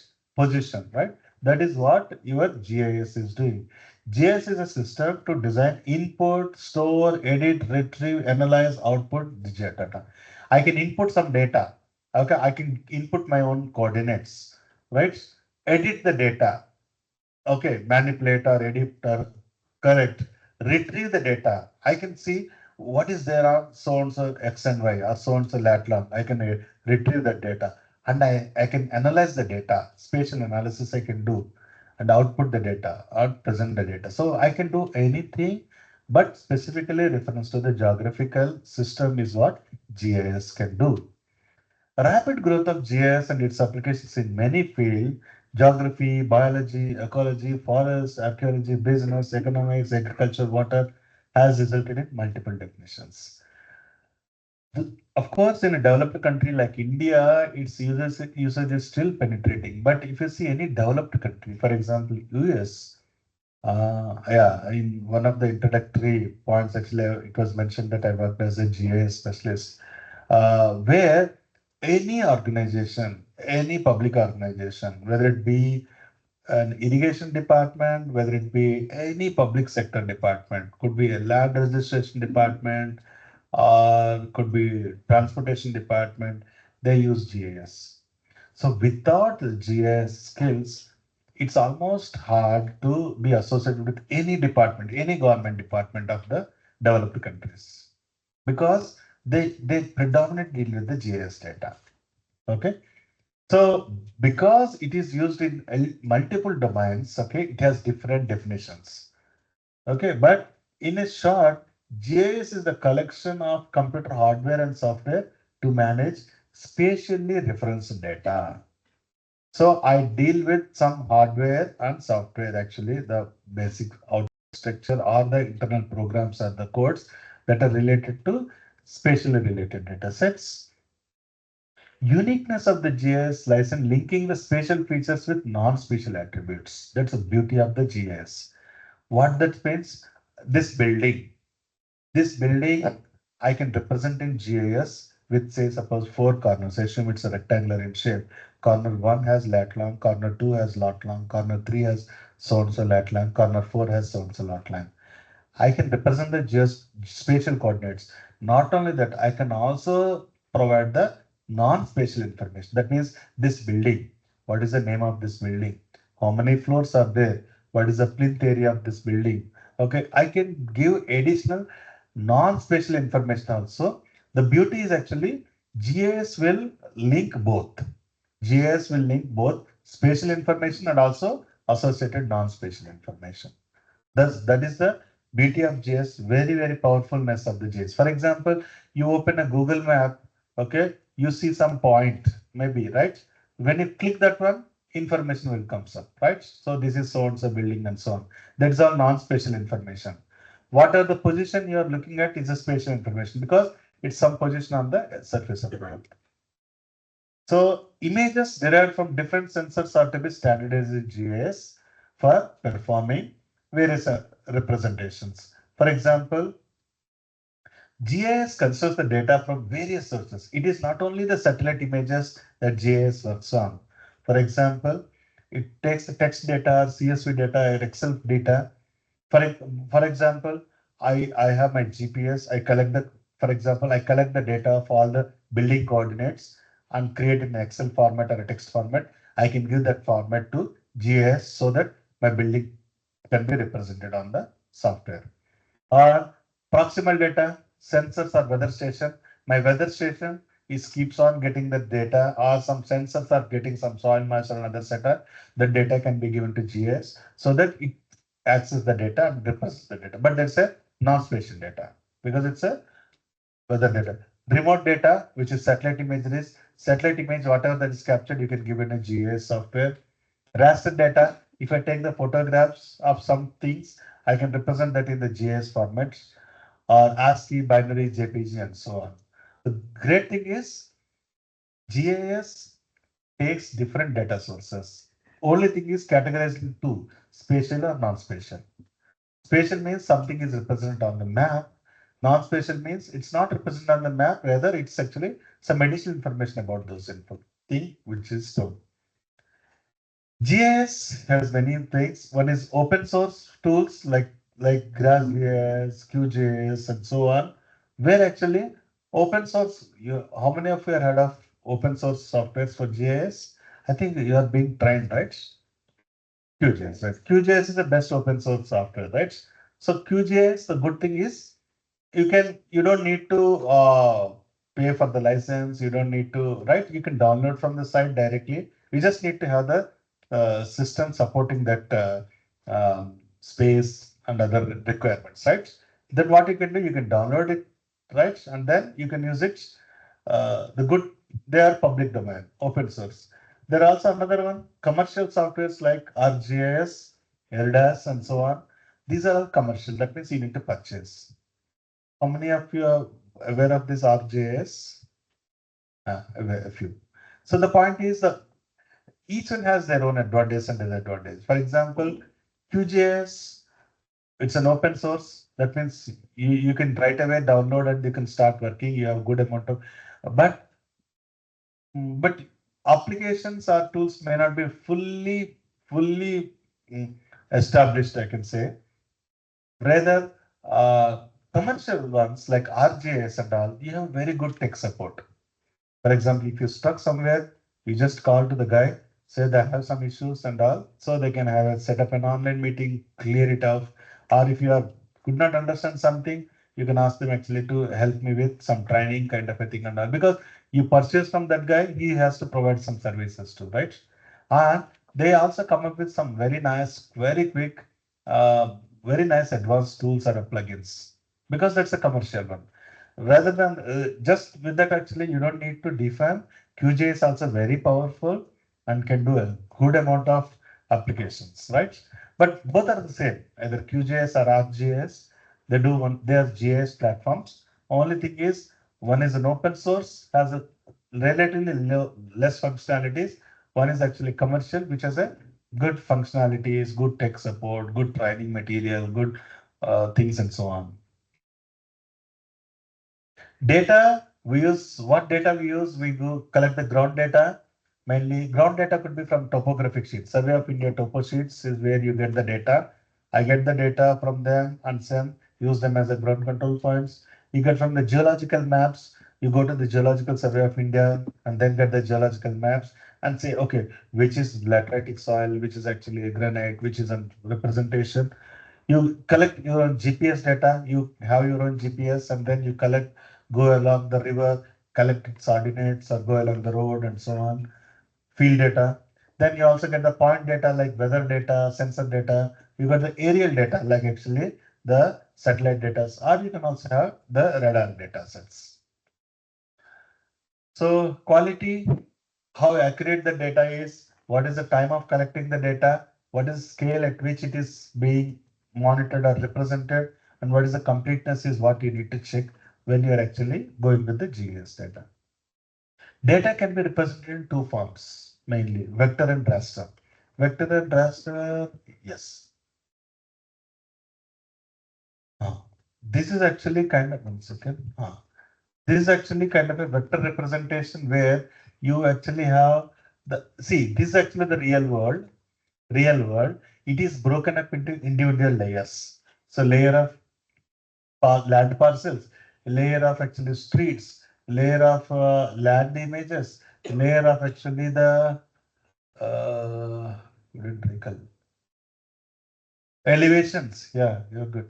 So elevations, land parcels, streets, these are all overlaid on each other to get a real image.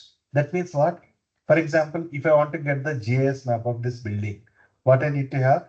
I need to have actually the images of the people, which is a point image because these are all points.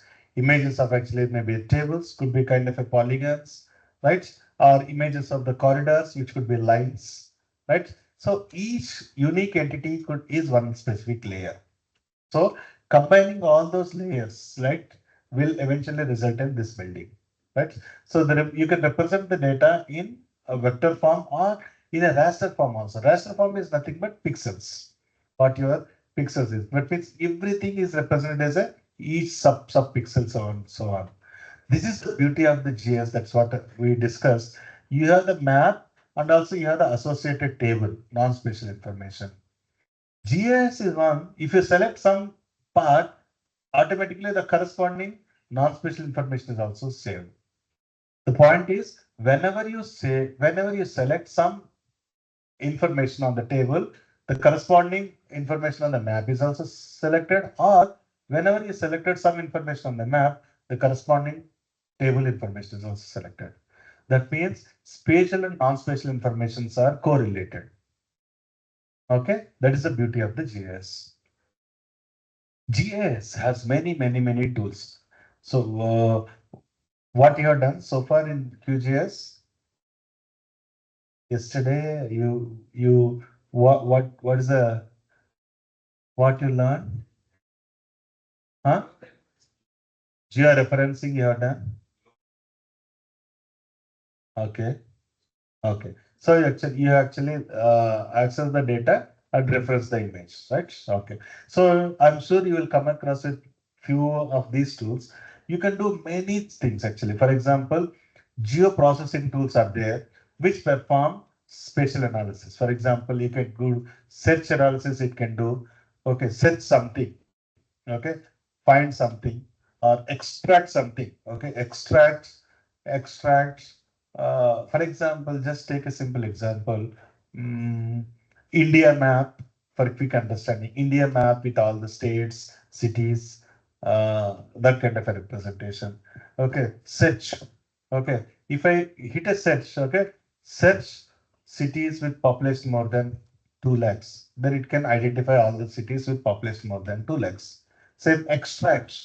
Extract is something where actually you can extract extract those cities which are having more population of more than 50 lakhs. Okay, it can extract. Proximity. Proximity means extract cities which are within 10 kilometers from a river. Proximity or close to the river. Or editing, tracking. Actually, I can calculate the distance between two cities, or actually track the distance. Network, same network also will do the same. Spatial arrangements, like actually placing, concentration, and so on, it can do. Overlay is something where you keep one image over the other. Retrieval is where you will find a query and get the information. You can also do the modeling. Oh, sorry, these are best actually. Measurement tools work on point, polyline, and that to measure. For example, take for example, measurement is something like density. For example, if I take a region, okay, density of the trees, means how many trees are there in a region. Is one way actually to go this one. Classification tool mainly to classify an image. Classify an image into soil class, okay, maybe water bodies and built up classes and so on. It can do the classification. Terrain analysis can do watershed delineation. We will see what it is. Topology tools mainly to see connectivity. What is next to me? What is inside? Something like that it can do. Statistical tools will tell you to classify the statistical data. How many? What is the average of this and other statistical information you can get this one. See some few examples actually where this case is doing land use mapping. Okay, so land use, this is one kind of a land use and so on. And this is actually bicycle path mapping. So this is actually a path which is actually meant for bicycle. Crime patterns. Crime patterns means where actually the crime patterns things being happening. And new location for towers. If I want to locate a new tower, okay, what is the best ideal place? It looks like what is the lowest land cost available, or what is the maximum area it can serve. Those criteria. Road bridge constructions, where the width of the river is high, where the soil conditions are good, and so on. So where the length of the river is or width is lower, because road construction cost will be lower, and so on. It can look. Water quality monitoring. If you have the water quality data at some locations, how the water quality, where the water quality is very poor, where the water quality is good, and so on. Locations for new stores. If Amazon wants to place a new store here, what is the best location to have an Amazon? So then what it will do? It will do what it will do. What is the service area? It has a tool called service areas. So what is the maximum service it can do depending on the population and all connectivities, low land cost, using those things. Shortest route, this is what your Google map will do. Okay, sources of contamination. Okay, what is going to be the potential sources of contamination? Urbanization effect on the watersheds, least cost path. Least cost path is actually where you do mostly for hilly terrains. If you want to move from the bottom of a hill to top of the hill, what is the least cost path I need to? Least cost is actually where the resistance is lower or the elevation difference is significantly higher so that I can take the lowest path to go from. So what I'm trying to say, if you see here, the applications are many, many, many. That is why in most of the developed countries, every department uses GIS because GIS, without GIS, actually departments cannot survive, mainly because for everything, it's all what they're doing is only for public of interest, right? Public interest. If I want to know, for example, anything, first I need to identify the public houses, roads, streets, and so on, and then get the information of this one and then do the analysis, right? That is why GIS is very, very popular in most of the developed countries, but in India, still people are using only for technical aspects. Of course, going on. Now, since GIS applications are dominated in business and management community, if you see previous applications are mostly this one. What about GIS applications in water resource and agriculture? That is what we discuss now. GIS applications are there everywhere, but business people are very strong, probably in the sense because of management people. They quickly grasp the idea or interest to penetrate into that one, right?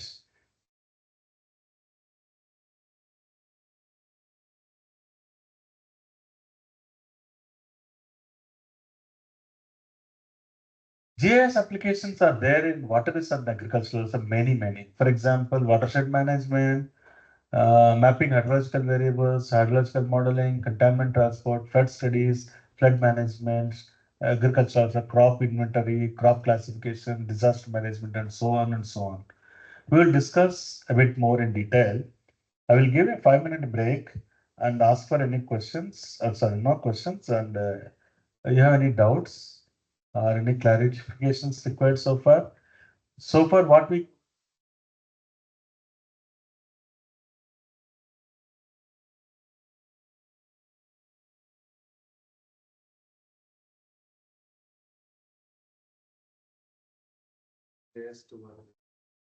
now we will go specific into GIS applications in water resources.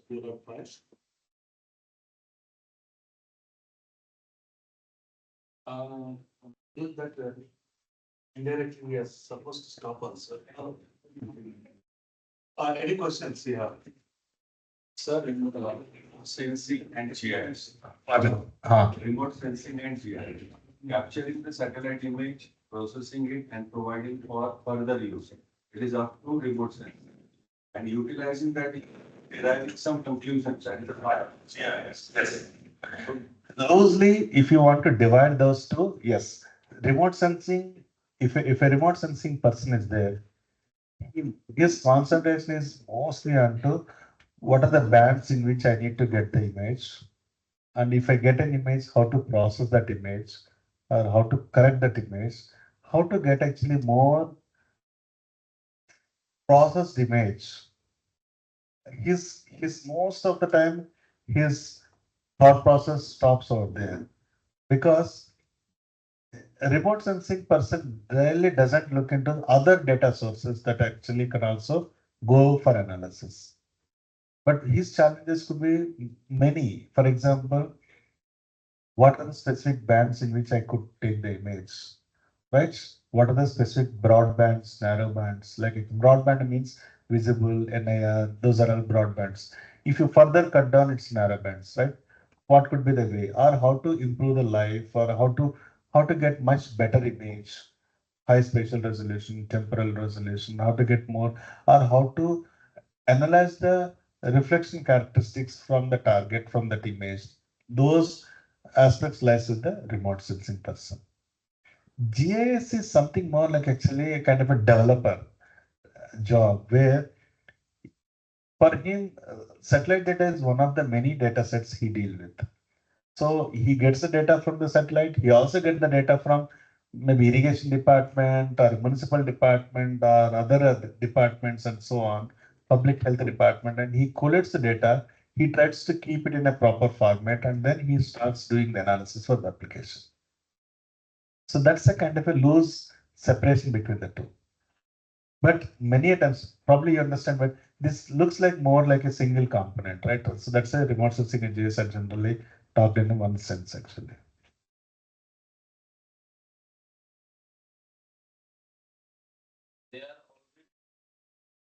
Yes, yes. I did not go into the details. They are both radiometrically and geometrically corrected images. You can directly use them for application. Earlier, what NRS used to do, about 6-7 years back, they used to have two charges. One is actually raw images will be low cost. Maybe suppose 600, I will get an image. Processed image, I will get for 1500. So I can even get the raw image and I can do corrections on my own, or I can simply get the processed image and I can do the applications. But now, predominantly, it is giving only the processed images. People doesn't need to care about processing and other things and all. Yeah. Three level of image, L0, L1, L2. Yeah. L2, the images they are getting, it is level 2 images. Yeah. Geometrically. Right. See, I did not go into that once actually.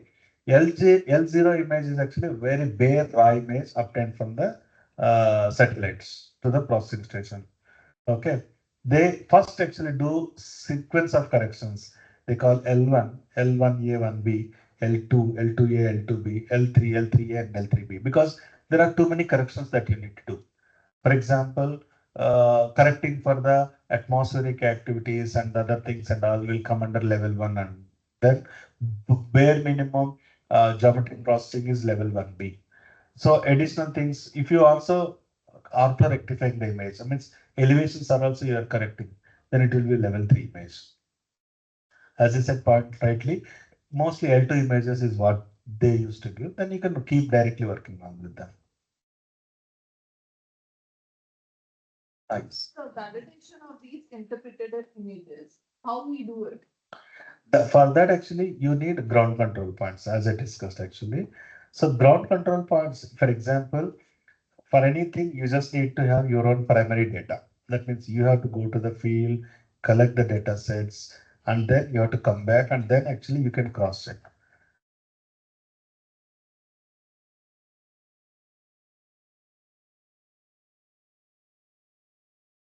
Well, good question. The point here is an image comes with an image scene.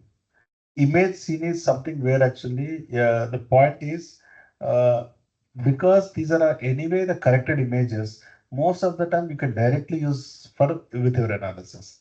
But for example, if you want to geometrically correct it further, then you have to identify some locations in the image scene which are more landmark representative. That means actually which is we see when I take the ground control points, what I do, I take the corner of this building because I can see the building in the satellites, so that I can check the corner location also there also. So I have to identify such a points on the ground which can be easily identified in the satellite image for mapping.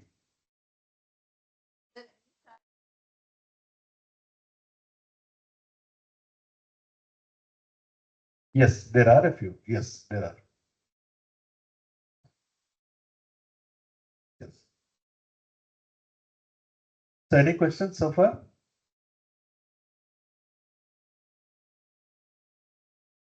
This is broadly about remote sensing in GIS. Generally, this is a full-length course for an undergrad. Actually, it's because each tool we take about half an hour or so, because there are multiple sub tools are also there in everything. For example, to talk about those applications and so on. Again, vector, raster formats, how conversion is. But given the length of this course, the whole objective of this class or this session is actually to ensure that you are confident of in a broader aspect of what is remote sensing and GIS and how it can be helpful and what could be the various applications that you generally go through.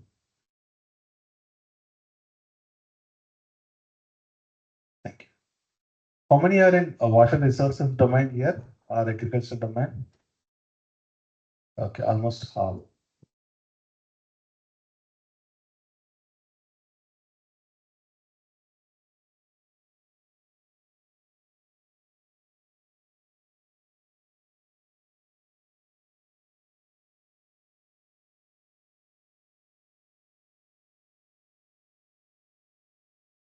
How many of you are from outside Aurangabad?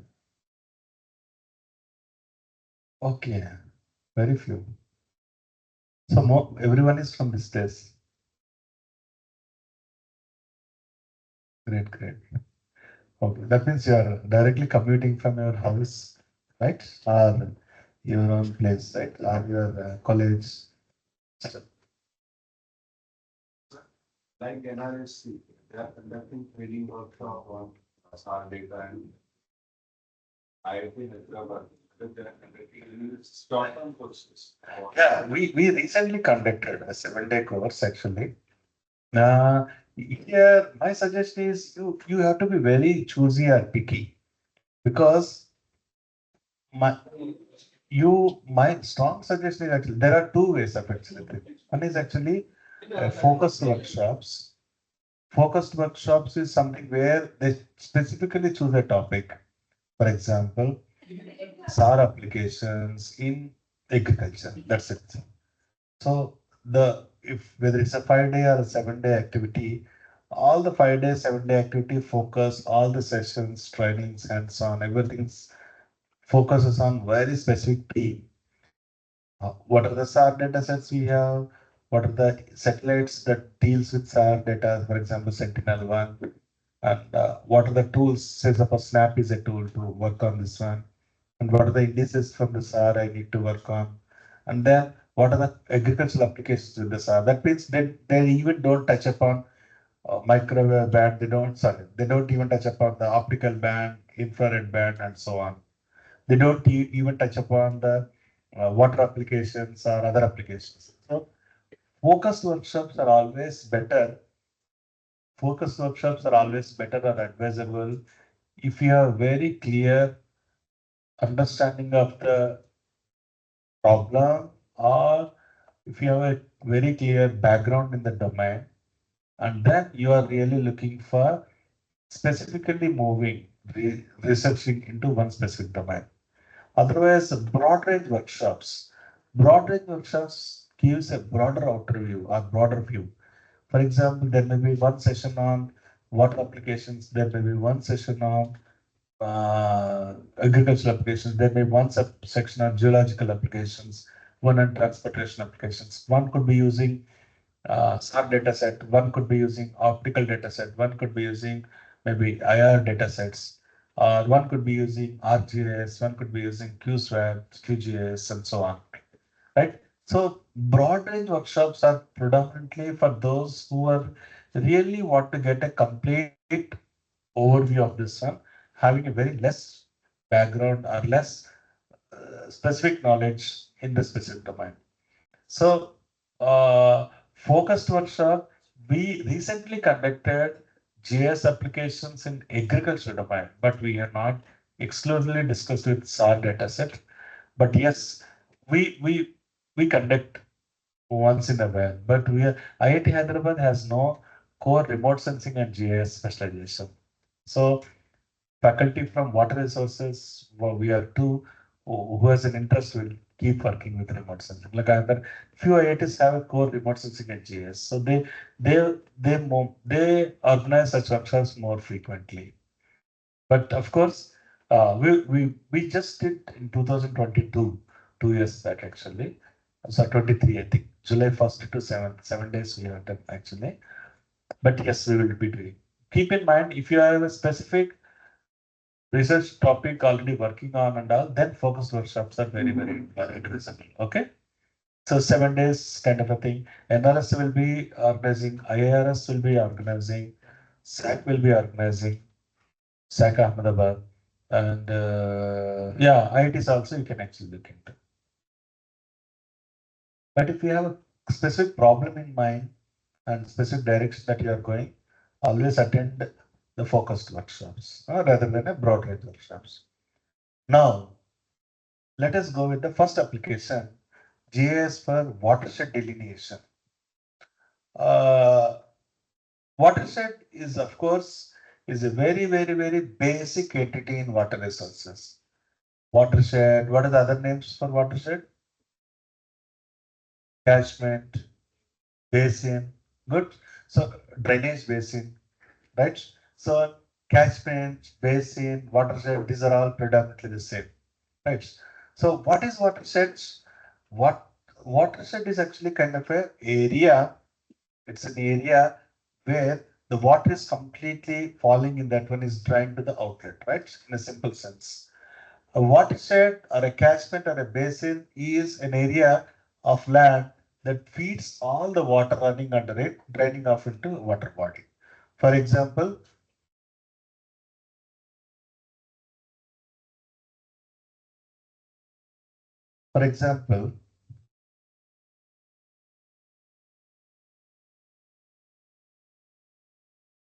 oh, this is a watershed. What do you mean by watershed? Okay, this area is falling in some specific watershed. Okay, that means what? Any rainfall that is falling in this boundary, what happens? First, it will flows on the land and reaches the nearby, maybe first order stream, then goes to the higher order stream, and then comes and collected at the outlet of the watershed. Right? Any water, for example, a water which has fallen here will not come here because it's a part of another watershed.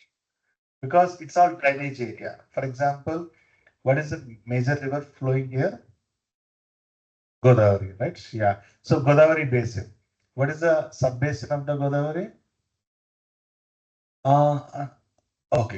Okay. So that the specific sub basin of the Godavari. What? Local river is seasonal river. So the Tham river is actually one specific watershed you can call, right? That means actually what? That is that will be the main river that is flowing through this one.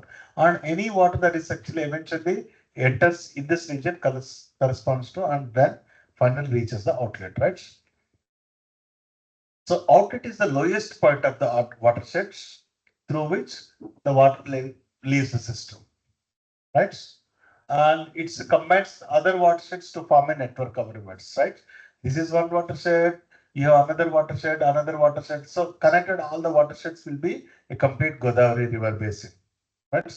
Godavari basin is having too many subcatchments, maybe suppose 280 subcatchments. This is one of such catchments, right? Because these are all connected watersheds eventually drain into Godavari, which is finally drains into the river sea, right?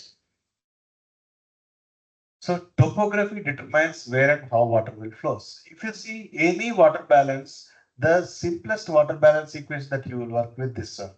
What are the flows that are coming into the water basin? Precipitation is the one which is coming. What is the flows that are leaving? Q, which is actually the runoff that is leaving the system, and evapotranspiration, that means water which is actually leaving like this, and change in storage, right? This is called a simple water balance equation. For example, it's a simple thing, right? For example, somebody has given 20 rupees to me and I have given 10 rupees to them. Then what is the simple water balance equation? What is the inflow? 20. What is the outflow? 10. And what is the change in storage? 10. That means if I have 100 rupees earlier, now I will have 110 rupees with me. If I have 200 rupees with me, because 20 has given, 10 has gone out, right? So there is an increase of 10 rupees in the pocket, right? The same here. This is called change in storage. So whatever the inflows minus what are the outflows should be equal to the change in storage, right? So water balance equation is a very, very simple, but very, very, very important equation. Any hydrological software you see, it works on the simple water balance equation. How you discretized and how you simulate that matters a lot, but still in a simple sense, this is how actually the water balance equation looks like. This is the watershed where inflows minus outflows. Outflow is Q and ET. So P minus Q plus ET on the other side will be equals to the change in storage, right? This is how earlier what used to do. This is how they used to represent the watersheds or the basins. So they get the Survey of India contour maps. They will identify the contours, and then they will say whether the increase in the direction or the decrease in the direction. Then they observe that actually this is the highest contour, and the flow is the contours are decreasing in this, contours are decreasing in this. So this is the boundary, this is the boundary, and along this boundary, this is actually the lowest elevation point. This will represent the outlet.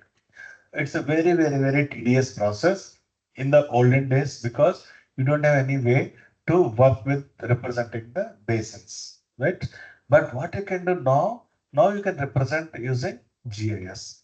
So eventually what you need is only one single input. What is the elevation map, digital elevation model. So once you have the digital elevation model or elevation map, okay, let us see how you get. You go to the SRTM website and you get the DEM of this one. It looks like this. You just go to SRTM DEM download. You just type SRTM DEM download in the GIS, sorry, in the web browser. Then you will get the corresponding site. You go there and you select, say, suppose Aurangabad region, and then you select the DEM. The DEM looks like this. What does it have? It's a raster. Raster, as I told, actually, it's a set of all the pixels. So if you take a small box and see what it looks like this. Okay, so you can easily, what you can do, you can go there, you just select a very small box, you enlarge it, you right click and see what is the value. You will get the values in each box, each cell. So what is it storing? It is storing the elevations. What is the elevation of this pixel, that pixel, this pixel? Means the entire Aurangabad region is represented as a DEM raster, where each pixel will give the elevation of that particular ground. It's an elevation map, so you don't see the effect of all the obstacles like trees, buildings, and all. Right? It's not a surface model. Okay, it's an elevation model. So a digital elevation model is 3D representation of the surface, is a principal source of the input, right? You will get from the SRTM at 3R, 90 meters resolution. Means 90 by 90 is one pixel. This means this size is 90, this size is 90. Each cell is 90 by 90 meters. Each cell stores will average elevation. So you get the data. Once you get this data, how you delineate the watersheds? So what you do, if you see it's nothing but what? It's set of all the numbers. Now you have to play with the numbers. So there are two algorithms. First, you have to see if water falls here, if water falls in this pixel, whether it will go this. Where it will go? It will follow the steepest gradient. Where the steepest gradient is there? 67 is here. What is the lowest value among all the surrounding values? This is, right? So it will go this direction. This is called a D8 algorithm. D8. Why D8? How many neighbors are there? 1, 2, 3, 4, 5, 6, 7, 8. This is called D4 algorithm. D4, what it will do? It will only look for north, east, south, and west. That means if the water falls here, in which direction it will go? North, east, south, or west. The steepest gradient is in the south direction. So this is the direction, right? So you have two algorithms, D8 or D7. D8 means it looks like north, northeast, east, southeast, south, southwest, west, northwest, and north. There are 8 directions it will look for, or D4 only look for 4 directions. That's the only difference. So you just need to go to the GIS software, give the direction, and use D8 algorithm. But generally, it uses the D8 algorithm. So by default, it will use this. Then it will calculate what is the slope. Slope is dy by dx. Right? What is the y difference? 67 minus 48. What is the x difference? Position difference? Each cell is 30 by 30. Now SRTM is also coming with 30 meters resolution. Though I said here it is 90 meters, now it is coming at 1 arc second, which is 30 meters. So this is 30 meters. So what is the distance? This is 30, this is 30. What is this distance? 30 root. So this is actually the slope. Or if you calculate this one, what is dy by dx? 60 minus 52. What is the distance? 30 only. Because from this center to this center is 30. Right? First it will have to calculate all the slopes. Then what it will do? It will calculate the flow direction. What is the flow direction? If you see here, for each cell, in which direction it will flow? Consider D8 algorithm. This cell will move this direction. Why? Because this is steepest in this direction. This cell also will move maybe because the steep slope is in this direction. This is moving in this direction because the steep is in this direction. You understand? So for each cell, a flow direction grid is formed. What is flow direction grid? Flow direction grid will tell you in which direction will flow. But GIS cannot understand directions. That's why what it will do, it will say east is 1, southeast is 2, south is 4, southwest is 8, west is 16, northwest is 32, north is 64, and northeast is 128. So this is moving in this direction. That means what value it will be stored? This direction means 2 will be stored. This is moving in this direction, so it will be stored. For example, last one is moving like this. That means 8 is stored. What is the peculiarity of these numbers? What is the speciality of those numbers?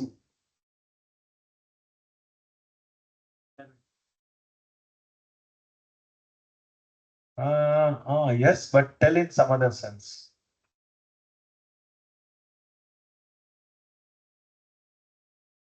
This is 2 power 0, 2 power 1, 2 power 2, 2 power 3, 2 power 4, 2 power 5, 2 power 6, 2 power 7. Because if you understand, this entire thing GIS will store in a bit system. It cannot understand anything other than 0 and 1. So it is easy for it because it's an 8-bit system. It removes one system for sign, positive or negative. Remaining 7 systems it uses like 2 power 0, 2 power 1, 2 power 2, 2 power 3, and so on. That is why it uses these numbers, right? So this is how the flow direction grid is updated. That means what? For example, for this, what is the flow direction? No, right? This itself is the lowest, right? Now for this, what is the lowest direction? Left, right? Left means 8, right? 8, 60. For this, up, that means 64. Here 64 is stored. Here 16 is stored. For this direction, right? 32 is stored, right? So for each cell, the values are stored like this. Okay, except for the lowest cells. Okay, the values are stored like this. The values are stored like this. So once the values are stored, then grid network is formed. It's like this. For example, this is moving like this, moving like this. So okay, let us see how the network is formed. The starting cell, it's considered as a 0 because that is where the flow is starting, right? This is 0, this is 0, this is 0. Now here, if you observe, for this, water is coming from this, water is coming from this, and water is also here, right? That means water is coming from this, and this, right? That is why here, how many values will come? 3, because water is accumulating from these 3 cells. Here, these are all 0 cells. That means that's the starting point, right? Where the water is not at all accumulating. For example, here, water is accumulating from this and this, so it will be 2. From here, if you observe, water is accumulating from 1. Here, 4. Already 3 plus this is another one, 4. 1 plus 4, 5. This is 3, 8. This is another 3, 11. So that is why this number is 11. That means water is accumulating from 11 cells. If you see here, this one, Water is accumulating from this one, and that means how many? 12, because already 11 and this is another cell, 12. This is one, 13. This is another, 2. So total 15, right? So this is called flow accumulation raster. That means from how many cells flow is accumulated, right? I will get flow accumulation raster like this. Once I have this one, see, this is actually the flow accumulation raster. 0, 0, 0, 0, 3, 0, 2, and so on, 15. Now what you do? Now you will set some threshold. You say that cells with 5 and above are only considered. That means I'm not looking at very minor streams. I'm only looking at a reasonably decent streams. So only cells above 5 or above will be highlighted. That means that from there, what it will show, they'll say that this is the main river. This is the main stream. These are all actually this is a first order stream. This is a first order stream. This is a second order stream. This is a higher order streams. Because these things you will see only when there is a rainfall. When there is a rainfall, the water will be going through that one. After the cessation of the rainfall, stoppage of the rainfall, you don't see any channel. That's what you see, right? On the ground, when there is rain, water will keep flowing, right? But once the water, these are defined streams because water keeps accumulating from this, and you will have some nala or some decent stream which collects the water. Using this one, actually what you do, you will say that this is the highest value is called what? The outlet of the catchment. And then you will actually connect these ones to get actually the watershed, to get this representation. This is how you will get the represented watershed. So essentially what you are doing in watershed delineation is simply you take the DEM elevation model and you see the flow direction raster, flow accumulation raster, stream network raster, and so on. You come step by step, and then you specify some threshold, and then you will actually delineate the watershed. So this is a very, very, very important, very basic, and very efficient, very useful step in water resources for watershed delineation. Next application is GIS plus hydrological models. The good thing with the hydrological models is actually there's a lot of time they will use the spatial data sets. Hydrological models will use a lot of spatial data sets where the spatial data sets could be something like actually, for example, precipitation is one spatial data set, or evapotranspiration could be one spatial data. Stream network is one spatial data. So they use a lot of data that has some spatial meaning, right? So how to couple? Because if you see hydrological models, what is a hydrological model? This is nothing but a simple mathematical model, which is actually discretized and solving some equations to get some outputs. But giving the data to the models is very important, because if I delineate a watershed, what is the precipitation at locations and other things if I want to give, I need to be more careful, right? So for that, actually, data GIS can be used as a good processor for hydrological models. For example, it can do loose coupling. Loose coupling means actually hydrological model do its own analysis. GIS will prepare its data sets. GIS is very, very powerful tool in preparing the input data sets for your hydrological model. Right. Similarly, GIS is also very good for processing your output from the hydrological model. Hydrological models are very good in doing the modeling, but handling the input data or representing the output data is not so straightforward. GIS is very good in handling the input data, whereas processing the output data. So that means you need a link between hydrological model and a GIS. That coupling can happen in loose couple. Loose couple means hydrological model do its own analysis, GIS prepare its own thing.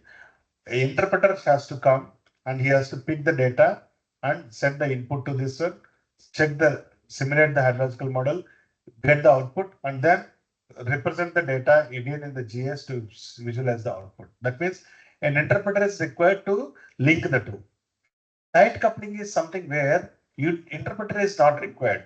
GIS data is automatically linked to the hydrological model as an input, and hydrological do analysis, the output is automatically linked to GIS. That means you don't need to interfere anything, which it will automatically calculate. Embedded coupling is something where GIS is embedded into hydrological model. Means GIS and hydrological model are represented in the same coding and all, which is further a little easier. Something like actually, this is a loose coupling. Loose coupling means GIS, hydrological model, and some stat tools for the analysis of the thing. There is some error. There is some gap. That means somebody has to connect them physically. Here you don't need to connect them because they are already connected. But automatically happens. But GIS is its own tool. Hydrological model is its own tool. Statistical is its own tool, but they are connected. But here there is no such two separate things. GIS is also written in hydrological modeling code to embed this one. So GIS is good as a preprocessor to hydrological models, as I said, and it can also deal with time invariant data sets. That means if things are varying with time data sets, it can do. GIS datasets required is could be physical datasets like topography, geology, elevation, and so on, stream flows, water tables, potential material surface maps, and so on, precipitation data, temperature data. So, for example, those who are extensively using GIS in hydrology, they will be using all the datasets like precipitation, evapotranspiration, everything in a GIS formats.